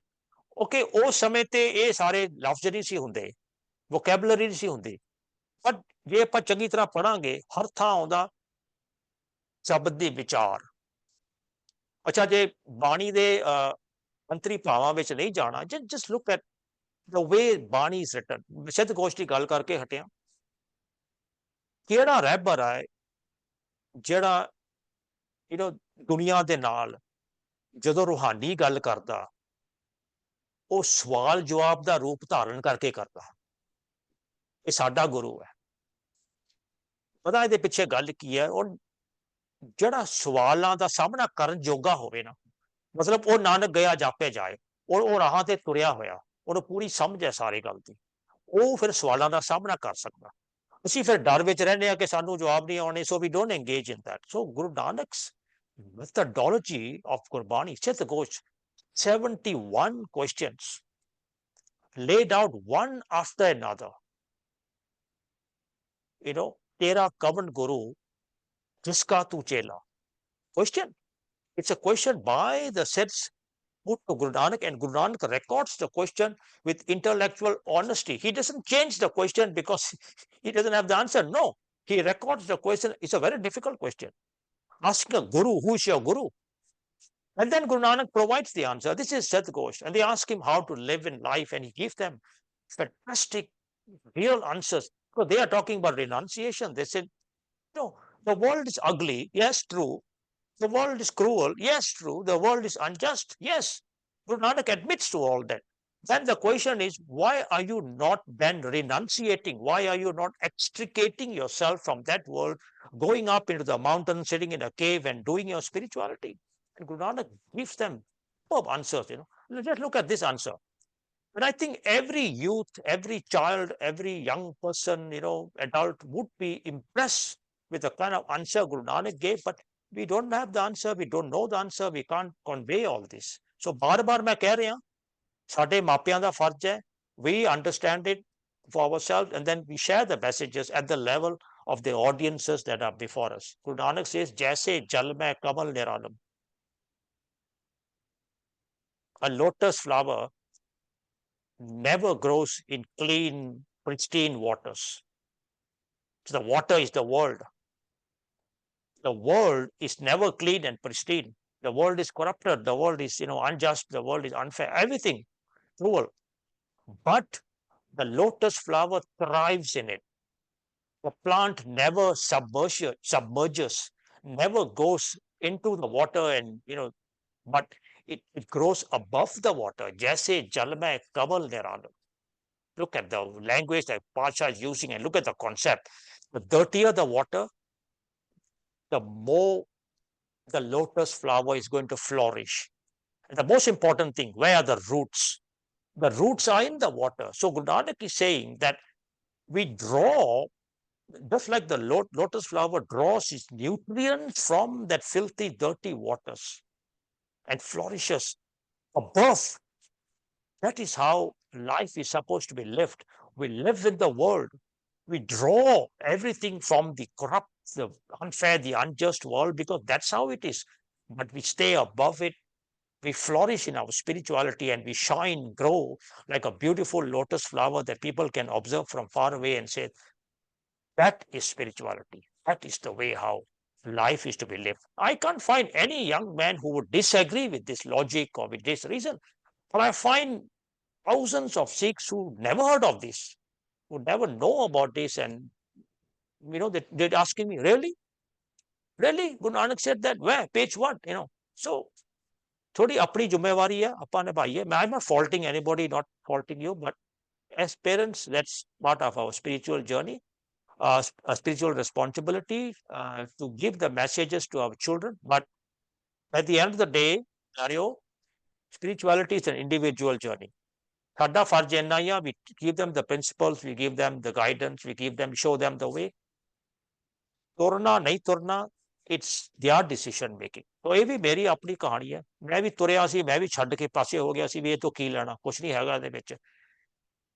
10 ਸਾਲ मैं पासे रहा. I renounce everything. I say I don't, because everything is given to me in that. You got to have faith. You have to believe. Oh yeah, that's important. But then when I understand that the faith of Gurbani, now your children will ask you this question: why are you asking me to believe? Why are you asking me to have faith? If you have understood Gurbani, the faith of Gurbani is a different kind of a faith. It's what we call enlightened faith.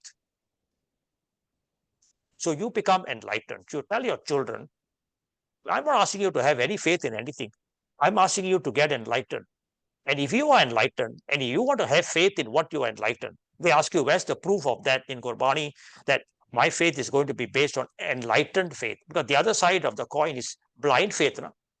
Blind faith has no place in Guru Nanak Sikhi. It's enlightened faith. Kabir says, Kaho Kabir, ab janiya.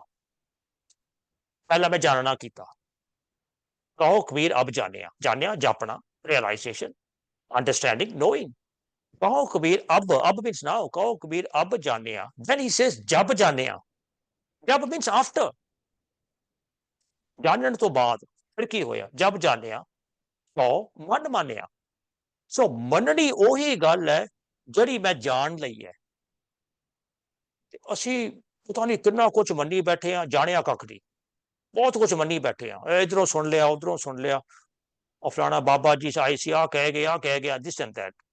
So our believing is not based on our knowing. That's why we are all shaky and confused. We teach our children that all your believing has to be rely on knowing and realizing, and that is what Guru Nanak's spirituality is all about. So vichara karya karo, have discussions with your children, and empower yourself with Guru Nanak's accurate understanding. If I can help you in some way, go to my website, listen to my videos, read my books and all that, because I went through the same process. I was denied questioning in our institutions, in our gurdwaras, and I said, I don't want to have anything to do with it. For heaven's sake, I'm a university graduate, I'm a master's, I'm a PhD, blah, blah, blah. So I need questions, I need answers. Then when I started reading for myself and understanding, I said, oh, this is a total different thing that is so wonderful. And in some places, I explain Guru Nanak's Japa Bani as a PhD thesis. It is so well structured, so organized, so step by step, so much of methodology in it that. But if you don't understand it, we just take one sentence, all taram daya kaput, and try telling that to your kid. The earth is spinning on a bull's horn, and an earthquake happens when he gets tired and he switches his horns. Transfer the earth from one horn to the other. Laughable stuff. So, conclusion: understand the audience, which is our children, and we face this audience with an understanding of our own, and then we have a relationship which are going on with our children at all times. There are cases when they are right, and when they are right, I think we should admit and go back and check back on Gurbani for the resolution to whether they are absolutely right or we are right, and then we can proceed. End of the day, Sadi, as Kabir says, Sadhu ko milne jaiye, sang na lijya koi. We can't hold somebody's hand and walk the path of spirituality. The path of spirituality is walked alone. It's an inner journey within my mind, within my conscience. But I'm thankful to all the enlightenment that my parents gave me, that my Janis, my Granthis, and my people in the Gurdwara, the good ones, the one that they gave me, my friends, my Sangat gave me, that helped. But the journey is mine. So your journey, Panji, keep walking, and the journey of your children, enlighten them so that they can walk a similar kind of a journey. Thank you, Ji. Hanji Veerji, thank you for bringing this very strong meaning of Pehla Slok of Japji Sahib. Total onus on me. ਹੁਣ ਇਹ ਤਾਂ ਆਪਾਂ ਸਮਝ ਗਏ, ਪਰ ਹੁਣ ਗੱਲ ਇਹ ਹੈ ਵੀ ਇਹ ਰਿਅਲਾਈਜ਼ ਕਿਉਂ ਨਹੀਂ ਹੁੰਦਾ? What comes in the way?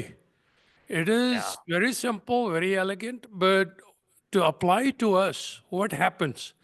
That's number one.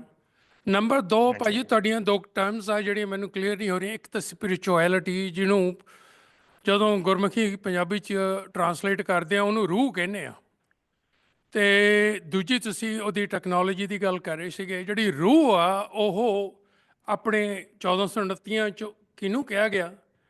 ਕੋਈ ਇੱਕ ਵਿਪਰੀ ਜਿਹੜੀ ਬਾਹਰਲੀ ਚੀਜ਼ ਦਾ ਪਾਰਟ ਸਾਡੇ 'ਚ ਆ ਜਾਂਦਾ ਚਲਾ ਜਾਂਦਾ, ਉਹ ਆ ਕਿ ਕੁਛ ਹੋਰ ਤਰੀਕੇ ਦੀ ਗੱਲ ਹੈ?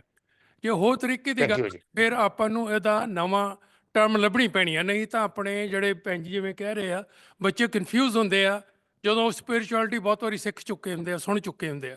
ਉਹ ਦੇ ਟਰਨ ਅਸ ਆਫ ਮੋਮੈਂਟ ਦੇ here the parochial terms and the meanings of it. ਉਹ ਗੱਲਾਂ ਤਾਂ ਹੋਰ ਵੀ ਬੜੀਆਂ ਹੈਗੀਆਂ, ਆਪਾਂ ਕਿਸ ਦਿਨ ਹੋਰ ਕਰਾਂਗੇ, ਪਰ ਤੁਸੀਂ ਪਲੀਜ਼ ਇਹਨੂੰ ਦੱਸੋ ਵੀ ਕਿਹੜੀ ਚੀਜ਼ ਵਿਚਾਲੇ ਆਉਂਦੀ ਆ ਆਦ ਸੱਚ ਜੁਗਾਦ ਸੱਚ ਨੂੰ ਰਿਅਲਾਈਜ਼ ਕਰਨ ਦੇ, ਔਰ ਕਿਉਂ ਆਉਂਦੀ ਆ, ਅਤੇ ਉਸ 'ਤੇ ਪਾਰ ਕਿਵੇਂ ਪਈ ਹੈ? ਥੈਂਕ ਯੂ ਭਾਜੀ. ਥੈਂਕ ਯੂ ਜੀ. ਦੋ ਚੀਜ਼ਾਂ ਰੁਕਾਵਟ ਬਣਦੀਆਂ ਜਿਹਦਾ ਬਾਰੇ ਗੁਰੂ ਨਾਨਕ ਪਾਤਸ਼ਾਹ ਨੇ ਐਕਚੁਅਲੀ ਪਹਿਲੀ ਪੌੜੀ ਦੇ ਵਿੱਚ ਸਾਫ਼ ਕਰ ਦਿੱਤਾ. ਇੱਕ ਤਾਂ ਸਾਡਾ ਮਨ ਰੁਕਾਵਟ ਬਣਦਾ, ਅਤੇ ਦੂਜਾ ਸਾਡੀ ਸਮਝ ਜਿਹੜੀ ਹੈ ਜਿੱਥੇ ਸਮਝ ਨਾ ਹੋਵੇ ਨਾ, ਜਿੱਥੇ ਗਿਆਨ ਨਾ ਹੋਵੇ, ਜਿੱਥੇ ਅੰਧੇਰਾ ਹੋਵੇ, ਅਗਿਆਨਤਾ ਹੋਵੇ, ਉਹ ਵੱਡੀ ਰੁਕਾਵਟ ਬਣ ਜਾਂਦੀ ਹੈ। So there are only two obstacles to this realization. One is unenlightenment, and we assume that most of us start the journey in a situation of unenlightenment, and Gurbani is the enlightenment process of the journey. ਇਸ ਕਰਕੇ ਬਾਣੀ ਨੂੰ ਚਾਨਣ ਆਖਿਆ, ਗੁਰਬਾਣੀ ਇਸ ਜਗ ਮੈਂ ਚਾਨਣ. So jag means the spiritual world, the spiritual rasta. ਉਹਦੇ ਤੇ ਚਾਨਣ ਹੈ. So the answers are going to come from the remaining 38 bodies, but in essence, the first obstacle is our mind. The mind refuses to want to realize. The mind refuses to be internalized. The mind is always seeking for external resolutions, external solutions, external answers. So ਇਹ ਗੱਲ ਯਾਦ ਰੱਖਣੀ, mind. And number two, enlightenment. ਜਦੋਂ ਗਿਆਨ ਨਹੀਂ ਹੈਗਾ, we are unenlightened, then we are not able to do that. So all the gyan is provided in the 38 bodies, and that's the short answer to your very apt question. The second was the manner in which I used the word spirituality. Okay, that's a difference between spirit and spirituality. Spirit, basically, Ruh was their birthday and this and that. I'm not talking about that. When I use the word spirituality, I'm actually contrasting it with religion. So there is religion and there is spirituality. And every religion in the world has a spiritual component and a religious component. So if you look at the pillars of religion are, number one, rituals. Every religion has rituals. Now, we also have rituals, although we were not supposed to have, but we have rituals. So a religion has rituals, then a religion has dogma. That if you believe in certain things, you'll go to heaven, and if you don't believe, bad things are going to happen to you. Religion will have institutions. Religion would have clergy. Okay? Religion would have symbols. Christians wear a cross, and the physical symbols, the Muslims, the Jewish, they are circumcised, and so on. So that is the part of the constituents of religion.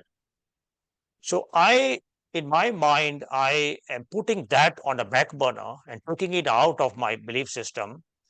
And I believe that religion was not the aim, the objective of our gurus. Guru Nanak did not come to give us a new religion. He didn't come to give us new rituals or a new dogma, new symbols, new this, new that. If you read his entire Bani, everywhere in Bani, symbols are critiqued, rituals are critiqued, dogma is critiqued, questions are being asked, criticism. So Guru Nanak is a critique of religion. Guru Nanak is, someone who says that the elements, the basic foundation pillars of religion need to be deconstructed, need to be demolished. So then what does Guru Nanak give us? Now, Guru Nanak gave us messages. Guru Nanak gave us a philosophy. Guru Nanak gave us a way of life to apply in our daily basis. Guru Nanak gave us directions of our spiritual life. So put all this together, directions, aim, objective, put it all together, and that's the term that I use, spirituality. The Punjabi word for spirituality is not ruh, it is ruhaniyat. So ruhaniyat, Guru Granth Sahib ਦੇ ਵਿੱਚ 1429 ਸਫ਼ਿਆਂ ਦੀ ਇਹ ਰੂਹਾਨੀਅਤ ਹੈ. It is spirituality. It's a message, a way of life, a philosophy. ਕਹਿ ਲਓ, ਜੋ ਮਰਜ਼ੀ ਕਹਿ ਲਓ, we don't have the apt terms for spiritual concepts and constructs all the time. We have to make do and drag things from here and there. But that is what I mean by spirituality. So when we come to the Guru Granth Sahib and we try to understand Jap Bani, what I just gave you, Ar Sat, Jugar Sat, divine being with, that's a spiritual message meant for a spiritual journey. So ਇਹ ਰੂਹਾਨੀਅਤ ਦਾ ਸੰਦੇਸ਼ ਹੈ ਜਿਹੜਾ ਰੂਹਾਨੀਅਤ ਦੇ ਰਸਤੇ 'ਚ ਚੱਲਣ ਵਾਸਤੇ ਜ਼ਰੂਰੀ ਹੈ. ਰੂਹਾਨੀਅਤ. There is no religious component to this. So I can't wear a symbol that will show that my divine is within me. I can't do a ritual to understand the divine with me. No. All the elements of religion would not apply. That is how my own spiritual journey began, Pyareo, when I began to realize that Guru Nanak gave us a spirituality, but what the Sikh world has is a religion, a Sikh religion.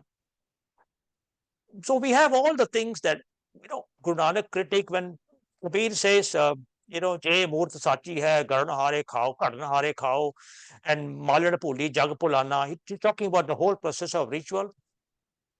But walk into any Gurdwara, and that's the exact ritual that is being performed. So the spiritual side of things, the message tells us that you do not offer a life entity to one that does not have life. You're offering a flower to a stone, that's the critique. But we are doing this something like that, most of our gurdwaras, and so the ritualistic side, the religious side. So my advice to every person who has issues with your children, and this will add on to the Panji, the previous Panji, ਤੁਹਾਡੇ ਸਵਾਲ ਦਾ ਵੀ ਇਹ ਥੋੜਾ ਬਹੁਤਾ ਜਵਾਬ ਹੈ. Leave the religious component out for them to decide on their own what rituals they want to do or not want to do, what symbols they want to adopt or not adopt. Leave it to them. But give them the spirituality, the spiritual message. ਰੂਹਾਨੀਅਤ ਦਾ ਜਿਹੜਾ ਸੰਦੇਸ਼ ਹੈ ਨਾ ਗੁਰਬਾਣੀ ਦੇ ਵਿੱਚ, ਉਹਨੂੰ ਪ੍ਰਚਾਰੋ, ਉਹਦੀ ਗੱਲ ਕਰੋ ਬੱਚਿਆਂ ਦੇ ਨਾਲ, ਪਰਿਵਾਰ ਦੇ ਵਿੱਚ, ਇਹਦੇ ਵਿੱਚ, and then you see the whole thing take an entire different turn. Everybody, will light up and say, that is something I want, that is something I can relate to, that is something I can put into action in my life. Talk about the values of Guru Nanak. Guru Nanak talks about compassion, Guru Nanak talks about sharing, caring, all the things about empathy, sympathy. This is the philosophy of it. But you cannot have a ritual for any of this. What ritual is there for sympathy, empathy, compassion? Nahin. Oh, ek paase rakh do. So I don't want to go there and get confused in that, because I myself do not believe in all those rituals and that side of religion. I hope I've not confused you any further. I've clarified my position. So harek dharam de do hisse hunde na. Okay. You talk about Christianity, there is the ritualistic aspect of Christianity, the religion of Christianity with the church, the rituals, the prayers and everything takes precedence. And then there are messages within the Bible about Jesus Christ's kindness, Jesus Christ's concern for the world, love for the world. Those are the messages. So that's a religion. Same thing in Islam. Islam ਦਾ ਵੀ ਜਿਹੜਾ ਧਰਮ ਹੈ, ਮਸੀਤਾਂ ਦੇ ਵਿੱਚ ਜਿਹੜੇ ਕਰਮ ਕਾਂਡ ਕਰਦੇ ਨਾ, ਉਹ ਤੇ ਹੁੰਦੇ ਰਹਿਣਗੇ. ਬਟ ਜਿਹੜੀ ਰੂਹਾਨੀਅਤ ਮੈਸੇਜ ਕਲਾਮ ਜਿਹੜਾ ਉਹਨਾਂ ਦੇ ਕੁਰਾਨ ਦੇ ਵਿੱਚ ਹੈ ਕਿ ਰੱਬ ਇੱਕ ਹੈ ਤੇ ਰੱਬ ਸਾਰਿਆਂ ਦੇ ਵਿੱਚ ਹੈ, all those things, ਉਹ ਜਿਹੜਾ ਕਲਾਮ ਹੈ ਨਾ, ਜਿਹੜਾ ਮੈਸੇਜ ਹੈ, ਕਾਉਂਸਲ ਹੈ, ਉਹਨੂੰ ਮੈਂ ਰੂਹਾਨੀਅਤ ਕਹਿਣਾ. So to cut a long story short, what is in the Guru Granth Sahib, I am using the term spirituality, spiritual messages, spiritual counsel, Gurbani. And what we do in our life, Gurdwara life or personal life, that is what I call religion. And I am not selling religion to my children or to people around me. I want to give them spirituality. I think they will identify with that. Thank you ਜੀ. ਧੰਨਵਾਦ doctor Sahib. I think quickly 2 ਸਵਾਲ ਰਹਿੰਦੇ ਨੇ. ਮੈਂ ਬੇਨਤੀ ਕਰਾਂਗਾ ਅਖੀਰਲੇ 2 ਸਵਾਲ, ਇੱਕ ਆਪਣੇ ਸਰਦਾਰ ਕੁਲਵੰਤ ਸਿੰਘ ਜੀ ਤੋਂ ਬਾਅਦ ਡਾਕਟਰ ਅਮਰਜੀਤ ਸਿੰਘ. ਕੁਲਵੰਤ ਸਿੰਘ ਜੀ ਜ਼ਰੂਰ. ਹਾਂਜੀ ਡਾਕਟਰ ਸਾਹਿਬ ਜੀ, ਵਾਹਿਗੁਰੂ ਜੀ ਕਾ ਖਾਲਸਾ, ਵਾਹਿਗੁਰੂ ਜੀ ਕੀ ਫਤਿਹ. ਬਹੁਤ ਬਹੁਤ ਧੰਨਵਾਦ for your sublime and thought provoking presentation. ਤੁਸੀਂ ਬਾਰ-ਬਾਰ ਡਿਵਾਈਨ ਦੀ ਗੱਲ ਕੀਤੀ ਹੈ, ਡਿਵਾਈਨ ਵਿਦਨ. ਸੋ ਮੇਰਾ ਇੱਕ ਕੁਐਸਚਨ ਤਾਂ ਹੈ ਕਿ is the divine only within and without also? ਇੱਕ ਉਹਦਾ ਕੁਐਸਚਨ ਹੈ ਭਈ how do I perceive and experience the divinity within me? What is the hallmark of that divinity? Okay, thank you ji. Okay, the divine of Gurbani, again for lack of better terms, ਜਦੋਂ ਰੱਬ ਦੀ ਗੱਲ ਗੁਰੂ ਨਾਨਕ ਪਾਤਸ਼ਾਹ ਦੇ ਅੱਗੇ ਆਉਂਦੀ ਹੈ, I'm sure they told him, ਪਾਤਸ਼ਾਹ ਇੰਨੇ ਨਾਂ ਨਾ ਰੱਬ ਦੇ, ਕੋਈ ਅੱਲਾ ਕਹੀ ਜਾਂਦਾ, ਕੋਈ ਰਾਮ, ਕੋਈ ਰਹੀਮ, ਕੋਈ this and that. So Guru Nanak ਦਾ ਜਵਾਬ ਇਹ ਨਹੀਂ ਸੀ ਵੀ ਉਹ ਸਾਰੇ ਨਾਂ ਪਾਸੇ ਕਰੋ ਤੇ ਤੁਹਾਨੂੰ ਅਸਲ ਨਾਂ ਮੈਂ ਦੱਸਣ ਲੱਗਾ. No, that was not the answer. The answer is ਸਾਰੇ ਮਨਜ਼ੂਰ ਨਾ, ਸਾਰੇ ਕਬੂਲ ਨਾ, ਬਿਕੋਜ਼ ਉਹਦਾ ਐਕਚੁਅਲੀ ਨਾਂ ਕੋਈ ਹੈ ਹੀ ਨਹੀਂ, ਕੋਈ ਨਾਂ ਦੇਣ ਵਾਲਾ ਕੋਈ ਹੈ ਹੀ ਨਹੀਂ ਉਹਨੂੰ. ਇਹ ਅਸੀਂ ਦਿੱਤੇ ਹੋਏ ਨਾ ਨਾਂ ਸਾਰੇ. So that's about names. So I'm using the word divinity in that kind of a context for lack of a better word, and hopefully it covers all the names that are out there. Okay, the divine is omnipresent within the understanding of Gurbani. And he says, you know, मैं बुरक की के तक बात है. You read that Shabad, and he'll tell you that I have considered unenlightened. The word Borak is unenlightened. The enlightenment is because I thought that the divine was only in certain places. So everywhere in Gurbani you will find Jeo Bake Randa te Avar Mulk Kiska. Jeo Ithe hai te Baki Keda Hoya. The divine is omnipresent. For the purposes of my spiritual journey, my spirituality, I will take that part where the divine is within me as my basic DNA principle. ਜਿਹੜਾ divine ਬਾਹਰ ਹੈ ਨਾ, ਜਿਹੜਾ ਸੂਰਜ ਨੂੰ ਚਲਾ ਰਿਹਾ, ਜਿਹੜਾ ਚੰਦ ਨੂੰ ਚਲਾ ਰਿਹਾ, that divine is of little concern and little consequence to me.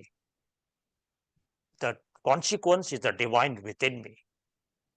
That is the one that matters to my spirituality. That's what Guru Nanak is telling us, to take care of our spiritual journey. So what are the consequences? The divine that runs the stars and moons and all that, ਉਹਦੇ ਬਾਰੇ ਜੋ ਮਰਜ਼ੀ ਵਿਚਾਰਾਂ ਕਹੀ ਜਾਓ, ਕੋਈ ਕਹਿੰਦਾ 1 ਹੈ ਜੀ, ਕੋਈ ਕਹਿੰਦਾ 33 ਕਰੋੜ ਹੈ, ਕੋਈ whatever it is, it doesn't matter. ਪਰ ਜਦੋਂ ਮੈਂ ਇਹ ਗੱਲ ਸਮਝਣ ਵਿੱਚ ਲਿਆਂਦੀ ਕਿ ਦਰਅਸਲ ਕਰਤਾ ਜਿਹੜਾ ਹੈਗਾ ਉਹ ਮੇਰੇ ਅੰਦਰ ਹੈ, ਹੁਣ ਦੇਖੋ ਕੀ ਹੋਣ ਲੱਗਾ. ਜਦੋਂ ਮੈਂ ਇਹ ਸਮਝ ਲਿਆ ਨਾ that divine is within me, ਹੁਣ ਮੈਂ ਨਾਲ ਦੀ ਨਾਲ ਇਹ ਵੀ ਸਮਝ ਲਿਆ ਵੀ ਤੁਹਾਡੇ ਵਿੱਚ ਵੀ ਹੈ. ਫਰੀਦਾ ਖਾਲਕ ਖਲਕ ਮੈਂ ਖਾਲਕ ਵਸਿਆ ਰੱਬ ਮਾਹੇ. ਮੰਦਾ ਕਿਸ ਨੂੰ ਆਖੀਏ? ਉਹ ਦੇਖੋ ਕੌਨਸੀਕੁਐਂਸ ਕਿੰਨੀ ਸੋਹਣੀ ਹੈ. ਤੋ ਹੁਣ ਮੈਂ ਆਪਣੀ ਰੂਹਾਨੀਅਤ ਵਾਸਤੇ ਸਮਝ ਲਿਆ ਕਿ ਰੱਬ ਮੇਰੇ ਅੰਦਰ ਹੈ, ਹੁਣ ਇਹ ਵੀ ਸਮਝਿਆ ਤੁਹਾਡੇ ਅੰਦਰ ਹੈ. ਜਿਹੜੇ ਆ ਪਸ਼ੂ ਪੰਛੀ ਇਹਨਾਂ ਦੇ ਵਿੱਚ ਵੀ ਹੈ, ਦਰਖਤ ਪੱਤੇ ਇਹਨਾਂ ਦੇ ਵਿੱਚ ਵੀ ਹੈ. ਹੁਣ ਮੇਰੀ ਸਾਰੀ ਓਰੀਐਂਟੇਸ਼ਨ ਜਿਹੜੀ ਹੈ ਨਾ ਉਹ ਸਾਰੀ ਹੁਣ ਬਦਲਣ ਲੱਗੀ ਹੈ. ਹੁਣ ਜਦੋਂ ਮੈਂ ਸਮਝ ਲਿਆ ਕਿ ਰੱਬ ਤੁਹਾਡੇ ਅੰਦਰ ਹੈ, ਫਿਰ ਮੈਂ ਤੁਹਾਨੂੰ ਨਾ ਗਾਲ ਕੱਢਣ ਜੋਗਾ ਨਹੀਂ ਰਿਹਾ. ਤੁਹਾਡੇ ਬਾਰੇ ਬੁਰਾ ਸੋਚਣ ਵਾਲਾ ਮੈਂ ਨਹੀਂ ਰਿਹਾ, ਹੁਣ ਜੋਗਾ ਨਹੀਂ ਰਿਹਾ. ਸੋ ਦੇਖੋ ਦੁਨੀਆ ਦੇ ਵਿੱਚ ਜਿਹੜਾ ਤਰਕ ਹੈ, ਦੁਨੀਆ ਦੇ ਵਿੱਚ ਜਿਹੜਾ ਬੇਸਕੂਨੀ ਹੈ, ਜਿਹੜੀ ਲੜਾਈ ਹੈ, ਜੰਗ ਹੈ, ਇਹ ਹੁਣ ਸਾਰੇ ਦੂਰ ਨਹੀਂ ਹੋਣ ਲੱਗੇ. ਹੁਣ ਜਦੋਂ ਮੈਂ ਲੜਨ ਲੱਗਾ ਕਿਸੇ ਦੇ ਨਾਲ ਤੇ ਮੈਨੂੰ ਇਹ ਸੋਚੀ ਹੈ ਕਿ ਜਿਹੜਾ ਮੇਰੇ ਅੰਦਰ ਹੈ ਉਹ ਵੀ ਤੁਹਾਡੇ ਅੰਦਰ ਹੈ. ਹੁਣ ਲੜਾ ਕਿਸ ਤਰ੍ਹਾਂ? ਉਹ ਕੌਨਸੀਕੁਐਂਸਸ ਹੈ. Spirituality becomes lively and becomes practical, and the world becomes a better place than the one that was given to me when I was born. ਇਹ ਮੇਰੀ ਜ਼ਿੰਮੇਵਾਰੀ ਹੈ. So divine within is for the purposes of our spiritual journey. ਸਾਡੇ ਰੂਹਾਨੀਅਤ ਦਾ ਜਿਹੜਾ ਰਸਤਾ ਉਹ ਇਹ ਸਮਝ ਕੇ ਤੁਰਨਾ ਕਿ ਕਰਤਾ ਮੇਰੇ ਅੰਦਰ ਹੈ, ਮੇਰੇ ਵਿੱਚ ਹੈ, ਮੈਂ ਕਰਤੇ ਦੀ ਇੱਕ ਅੰਸ਼ ਹੈ. ਮਨ ਤੂੰ ਜੋਤ ਸਰੂਪ ਹੈ, ਆਪਣਾ ਮੂਲ ਪਛਾਣ. That's my understanding of divine within. ਬਾਹਰ ਵੀ ਹੈ, but ਉਹ of no consequence to my spirituality. ਜੇ ਮੈਨੂੰ ਹੁਣ ਕੱਲ ਕਹਿ ਦੇਵੇ ਨਾ ਵੀ ਐਕਚੁਅਲੀ ਜਿਹੜਾ ਰੱਬ ਸੂਰਜ ਨੂੰ ਚਲਾ ਰਿਹਾ ਉਹ ਹੋਰ ਰੱਬ ਹੈ, ਚੰਦ ਨੂੰ ਚਲਾ ਰਿਹਾ ਉਹ ਹੋਰ ਰੱਬ ਹੈ, I'll say ਮੇਰਾ ਕੋਈ ਵਾਸਤਾ ਨਹੀਂ ਇਹਨਾਂ ਗੱਲਾਂ ਦੇ ਨਾਲ.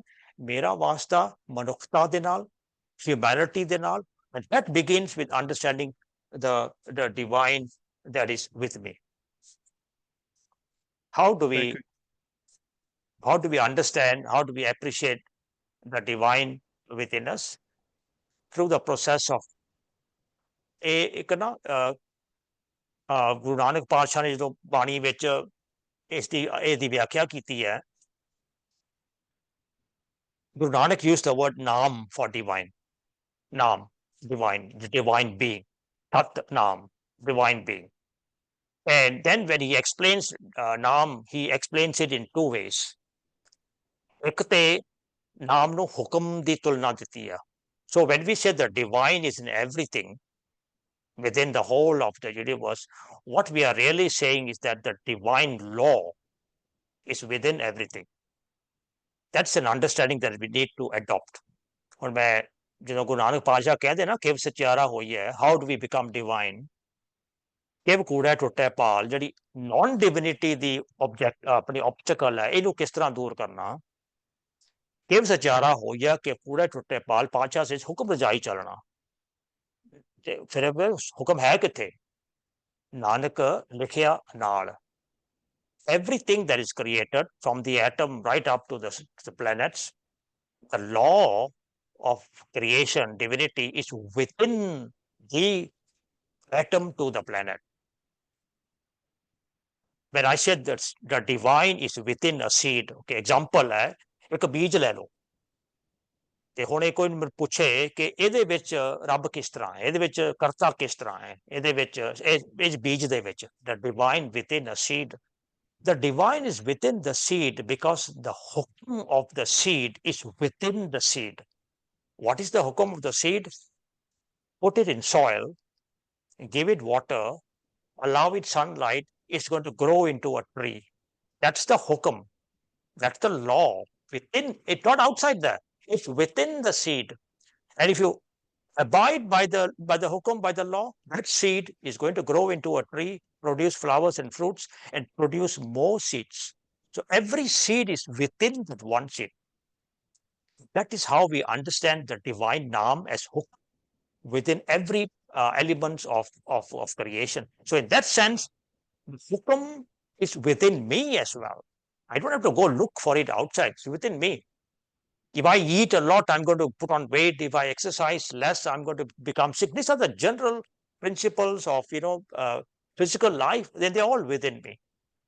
Okay, the other aspect of Naam, of divine, which is important for our personal journey is Guru Nanak defines the divine in terms of divine virtues. ਜਿਹਨੂੰ ਆਪਾਂ ਦੇਵੀ ਗੁਣ ਕਹਿੰਦੇ ਆ ਪੰਜਾਬੀ ਦੇ ਵਿੱਚ, ਇਹ ਮੇਰੇ ਵਾਸਤੇ ਰੈਲੇਵੈਂਟ ਹੈ। ਔਰ ਮੈਂ ਸਮਝ ਲਿਆ ਕਿ ਡਿਵਾਈਨ ਮੇਰੇ ਅੰਦਰ ਹੈ, ਕਰਤਾ ਮੇਰੇ ਅੰਦਰ ਹੈ, ਤੁਹਾਡੇ ਅੰਦਰ ਹੈ। ਇੱਕ ਗੱਲ ਤੇ ਹੋ ਗਈ ਨਾ ਕਿ ਆਪਣਾ ਮਤਭੇਦ, ਲੜਾਈ, ਸਾਰੇ ਬੁਰੀਆਂ ਗੱਲਾਂ ਜਿਹੜੀਆਂ ਸੀ ਉਹ ਹੁਣ ਕਾਬੂ ਵਿੱਚ ਆ ਗਈਆਂ। ਮੈਂ ਹੁਣ ਉਹ ਕੁਝ ਕਰਨ ਜੋਗਾ ਰਿਹਾ ਨਹੀਂ। ਹੁਣ ਜਦੋਂ ਪਹਿਲੇ ਮੈਂ ਸਮਝਦਾ ਸੀ ਕਿ ਮੈਂ ਰੱਬ ਹਾਂ ਤੇ ਤੁਸੀਂ ਸਾਰੇ ਨਿਕੰਮੇ ਹੋ, ਫਿਰ ਉੱਥੇ ਲੜਾਈ ਹੁੰਦੀ ਹੈ, ਉੱਥੇ ਸਾਰੇ ਨੈਗੇਟਿਵ। ਸੋ ਦੈਨ ਪਾਤਸ਼ਾਹ says, once you have understood this, divine is within, now start to do something with divine virtues. So compassion, sympathy, empathy, these are all divine virtues. The basic divine virtues are in the commencement verse, and the remaining divine virtues are within the 1430 pages. So what do we do with the divine virtues? Number one, we have to know them, then we understand them, then we accept them, then we believe them, then we start to practice them, then we make them into a habit. After we make them into a habit, we internalize the virtues, then we imbibe the virtues, and finally we become the virtues. This is the process of the divine being within us. So I become the divine. Pasha says, Gurbani bani hai. We have to become the messages of Gurbani, and the messages of Gurbani are about divine virtues. So summarize, the divine within me is a process of realization towards the betterment of humanity, the betterment of myself, and the betterment of the world around me. Number two, the divine within me is going to be operationalized through the process of divine virtues. When I become divinely virtuous, I become the divine. That is what Guru Nanak wanted to make me through his spiritual journey. ਜਦੋਂ ਸਿੱਖਾਂ ਨੇ ਜਾ ਕੇ ਕਿਹਾ ਹੋਣਾ ਨਾ, ਪਾਤਸ਼ਾਹ ਇੰਨਾ ਤਕਰਾਰ ਹੋ ਰਿਹਾ, ਇੰਨਾ ਜੰਗ ਹੋ ਰਿਹਾ ਇਸ ਰੱਬ ਦੇ ਰਾਹਾਂ ਦੇ ਉੱਤੇ, ਕੋਈ ਕਹਿੰਦਾ ਰੱਬ ਏਦਾਂ ਪਾਈਦਾ, ਕੋਈ ਕਹਿੰਦਾ ਆਹ ਕਰਕੇ ਪਾਈਦਾ, ਇੱਧਰ ਨੂੰ ਮੂੰਹ ਕਰਕੇ, ਦਿਸ ਐਂਡ ਦੈਟ, ਪਾਤਸ਼ਾਹ ਕਰੀਏ ਕੀ? ਸੋ ਯੂ ਥਿੰਕ ਪਾਤਸ਼ਾਹ ਨੇ ਇਹ ਕਿਹਾ ਹੋਣਾ ਕਿ ਜੀ ਉਹ ਕਹਿੰਦੇ ਆ ਉਧਰ ਨੂੰ ਮੂੰਹ ਕਰਕੇ, ਉਹ ਸਾਰਾ ਕੁਝ ਛੱਡੋ, ਮੈਂ ਤੁਹਾਨੂੰ ਅਸਲ ਤਰੀਕਾ ਦੱਸਣ ਲੱਗਾ ਵੀ ਇੱਧਰ ਨੂੰ ਮੂੰਹ ਕਰਕੇ, ਆਹ ਕਰਕੇ। No, he didn't, nothing. You know what he said? ਸਾਰੀ ਲੜਾਈ, ਸਾਰਾ ਝਗੜਾ ਮੁਕਾਉਣ ਦਾ ਇੱਕੋ ਇੱਕ ਤਰੀਕਾ ਹੈ, ਸਿੱਖਾ ਤੈਨੂੰ ਡਿਵਾਈਨ ਬਣਾ ਦੇਣਾ। ਬਸ ਜਦੋਂ ਤੂੰ ਡਿਵਾਈਨ ਬਣ ਗਿਆ ਨਾ, ਫਿਰ ਤੈਨੂੰ ਇਹ ਗੱਲ ਪੁੱਛਣ ਦੀ ਲੋੜ ਨਹੀਂ ਰਹਿਣੀ ਕਿ ਡਿਵਾਈਨ ਕਿਸ ਤਰ੍ਹਾਂ ਬਣਨਾ, ਕਿੱਧਰ ਨੂੰ ਮੂੰਹ ਕਰਨਾ, ਕਿੱਧਰ ਨੂੰ ਜਾਣਾ, ਕੀ ਰਿਚੁਅਲ ਕਰਨੀ, ਕੀ ਕਰਮਕਾਂਡ ਕਰਨੇ ਆ, ਤੈਨੂੰ ਡਿਵਾਈਨ ਬਣਾਉਣਾ। And how do we become divine? We become divine because Guru Nanak presented a facet of the divine prism. Creator has many facets. He gave us one important facet, which is divine virtues. When you become divinely virtuous, you become the divine. When you become the divine, you don't need to look for the divine, search the divine, find the divine, and find ways of the divine. You become the divine. Thank you, Ji. Virji, thank you very much for enlightening us. Mera, ਤੁਸੀਂ ਕਿਹਾ ਕਿ Guru Nanak Dev Ji, he did not start a religion. Does that not put him in ਹਾਂਜੀ। conflict with Guru Gobind Singh Ji, who did start a religion and gave us all the rituals and the kakars? And I think that's a conflict within us also, because we are Sikhs of Yeah. both Guru Nanak and Guru Gobind Singh Ji. To believe that or to accept the fact that Guru Gobind Singh Ji, he gave us a religion when Guru Nanak did not. If we accept that, Pyareo, then we have to accept two things. That Guru Gobind Singh Ji either did not read or did not understand what Guru Nanak was all about. Are we prepared to accept that? That Guru Gobind Singh didn't know that Guru Nanak did not accept a religion, did not start a religion, that Guru Gobind Singh did not know that Guru Nanak had actually deconstructed all the pillars of religion that were in the world. He deconstructed the clergy, he deconstructed rituals, dogma, everything. He deconstructed. So we will have to believe that Guru Gobind Singh Padsha didn't know, didn't understand. For me, that's very difficult to accept, because I believe that when Guru Gobind Singh re-edited the Guru Granth Sahib, what was called the Pothi Sahib, he would have gone through everything, understood everything, read everything, and then acted accordingly. So this notion that Guru Nanak didn't start a religion, but somebody else did. Some people say Guru Hargobind started it. Some will say Guru Gobind Singh. That's a position which is very difficult to take and very difficult to support and justify. So I believe that Guru Gobind Singh subscribed 100% to everything that Guru Nanak and all the other gurus and the 35 Bhagats, writers, composers of Gurbani had said and written about Guru Gobind Singh. What is happening is that we are confusing our symbols as elements of our identity with the process of spirituality. Symbols cannot be equated with any aspect of spirituality. Spirituality is symbol free. Spirituality is ritual free. That's spirituality. The messages are always, nothing to do with symbols, nothing to do with dogma, nothing to do with clergy. But symbols are about identity. So we have an identity. And identity is something which is very acceptable. I would even say necessary, something that is required. You look around the world today, and everybody, every child, every adult, young person, they're all looking for an identity to identify with. So it is somebody goes and gets a tattoo. What is a tattoo? A tattoo is getting an identity. So we were given an identity for a purpose. Now, the purpose is the gurus were fighting wars. So when you fight a war, you need an army. When you have an army, you need an identity. You need a uniform. You need symbols. You need to be able to identify, who is your enemy. The way he wears his uniform looks different from you, and you need to know who is your partner, your colleague, your friend, another Sikh. So the importance of identity cannot and should not be denied. We need to maintain the identity. Confusion is when we start to say that this identity is our spirituality. So when people go around saying that if you have the symbols, you are a Sikh. If you don't have the symbols, you're not a Sikh. These are confused people. That's my position. So symbols are on their own as identity. Imagine somebody, telling us that, well, if you don't have long hair, or you don't have Sarupa, you're not going to go to heaven, you're going to go to hell. Guru have been saying, waiting there to pull out people from hell. They need long hair. If you don't have long hair, I was going to pull you. That kind of stuff. That is ridiculous. All these things are our identity, and all of us, our children included, me, you, we are proud of our identity. We want to keep it, and we have a choice whether we want to maintain this identity or not. Spirituality should be looked at independent of these rituals and these symbols and everything. Imagine how laughable it would be if somebody did a tattoo and said, okay, I belong to a certain group that shares the tattoo, and then tells us that because I have this tattoo, I'm going to heaven. You don't have the tattoo, you're going to heaven, hell. It sounds ridiculous. So tell that to our children. I tell that to my children. Identity, it's our symbol. ਸਾਡਾ ਸਾਡਾ ਸਰੂਪ ਹੈ, ਬਹੁਤ ਜ਼ਰੂਰੀ ਹੈ, ਲਾਜ਼ਮੀ ਹੈ। ਪਾਤਸ਼ਾਹ ਨੇ ਦਿੱਤਾ ਹੋਇਆ, ਦਿੱਤਾ ਸੀ ਤੇ ਰੱਖਣਾ, ਇਹ ਸਾਡਾ ਫਰਜ਼ ਬਣਦਾ। ਪਰ ਇਹ ਗੱਲ ਕਦੇ ਵੀ ਨਹੀਂ ਸਾਡੇ ਮੂੰਹੋਂ ਨਿਕਲਣੀ ਚਾਹੀਦੀ ਕਿ ਮੇਰਾ ਸਰੂਪ ਹੈ ਤੇ ਮੈਂ ਗੁਰੂ ਦਾ ਸਿੱਖ ਹਾਂ, ਤੇ ਤੇਰਾ ਸਰੂਪ ਹੈ ਨਹੀਂ, ਤੂੰ ਗੁਰੂ ਦਾ ਸਿੱਖ ਨਹੀਂ। ਮੇਰੀ ਦਾੜੀ ਰੱਖੀ ਹੈ, ਮੈਂ ਗੁਰੂ ਦਾ ਸਿੱਖ ਹਾਂ, ਮੈਂ ਚੋਲਾ ਪਾਇਆ, ਮੈਂ ਗੁਰੂ ਦਾ ਸਿੱਖ ਹਾਂ, ਤੇਰੇ ਕੋਲ ਹੈ ਨਹੀਂ, ਤੂੰ ਸਿੱਖ ਨਹੀਂ। But that is what is happening in the world today.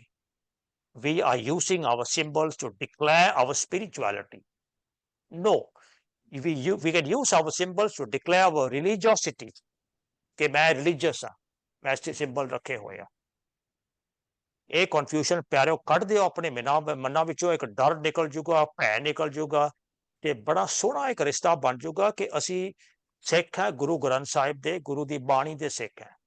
ਤੇ ਸਾਡੀ ਆਇਡੈਂਟੀਟੀ ਜਿਹੜੀ ਹੈ, ਖਾਲਸੇ ਦੀ ਆਇਡੈਂਟੀਟੀ ਕਹਿ ਲਓ, ਸਿੱਖ ਦੀ ਆਇਡੈਂਟੀਟੀ ਕਹਿ ਲਓ, ਰੂਪ ਕਹਿ ਲਓ, ਸਰੂਪ ਕਹਿ ਲਓ, ਉਹਨੂੰ ਅਸੀਂ ਬੜੇ ਪਿਆਰ ਦੇ ਨਾਲ, ਸਤਿਕਾਰ ਦੇ ਨਾਲ ਪਾਲ ਕੇ ਰੱਖਣਾ। ਪਰ ਇਹ ਸਾਡੀ ਚੋਇਸ ਹੈ, ਸਾਡੀ ਚੋਣ ਹੈ, ਬੱਚਿਆਂ ਦੀ ਵੀ ਚੋਣ ਹੈ, ਬੱਚਿਆਂ ਦੀ ਵੀ ਚੋਇਸ ਹੈ। And it should remain like that. Nobody is going to any hell or anything because he doesn't have the symbols, and nobody is going to heaven and meet the Guru because he has the symbols. The Guru is within. The divine is within. We're going to find that realization, whether or not we have the symbols, whether or not the Christian has a cross or the Muslim is circumcised, all that are part and parcel of the identity, perhaps part and parcel of the religious component of it. I hope I made it clear to you, Pyareo. I hope I help you understand things better.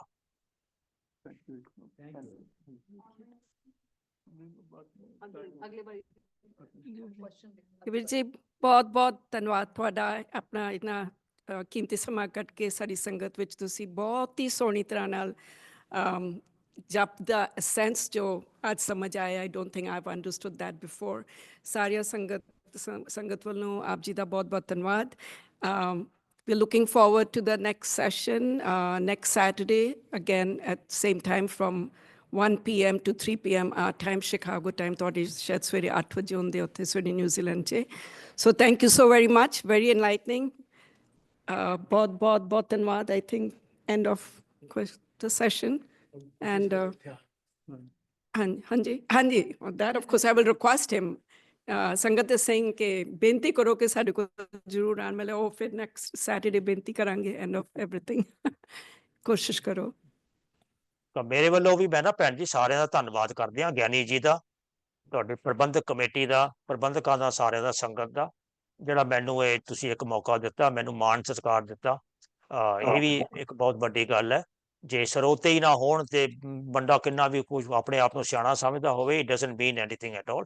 So I look forward to seeing all of you all. Thank you for making time on a Saturday afternoon to come to a Gurdwara to listen to me.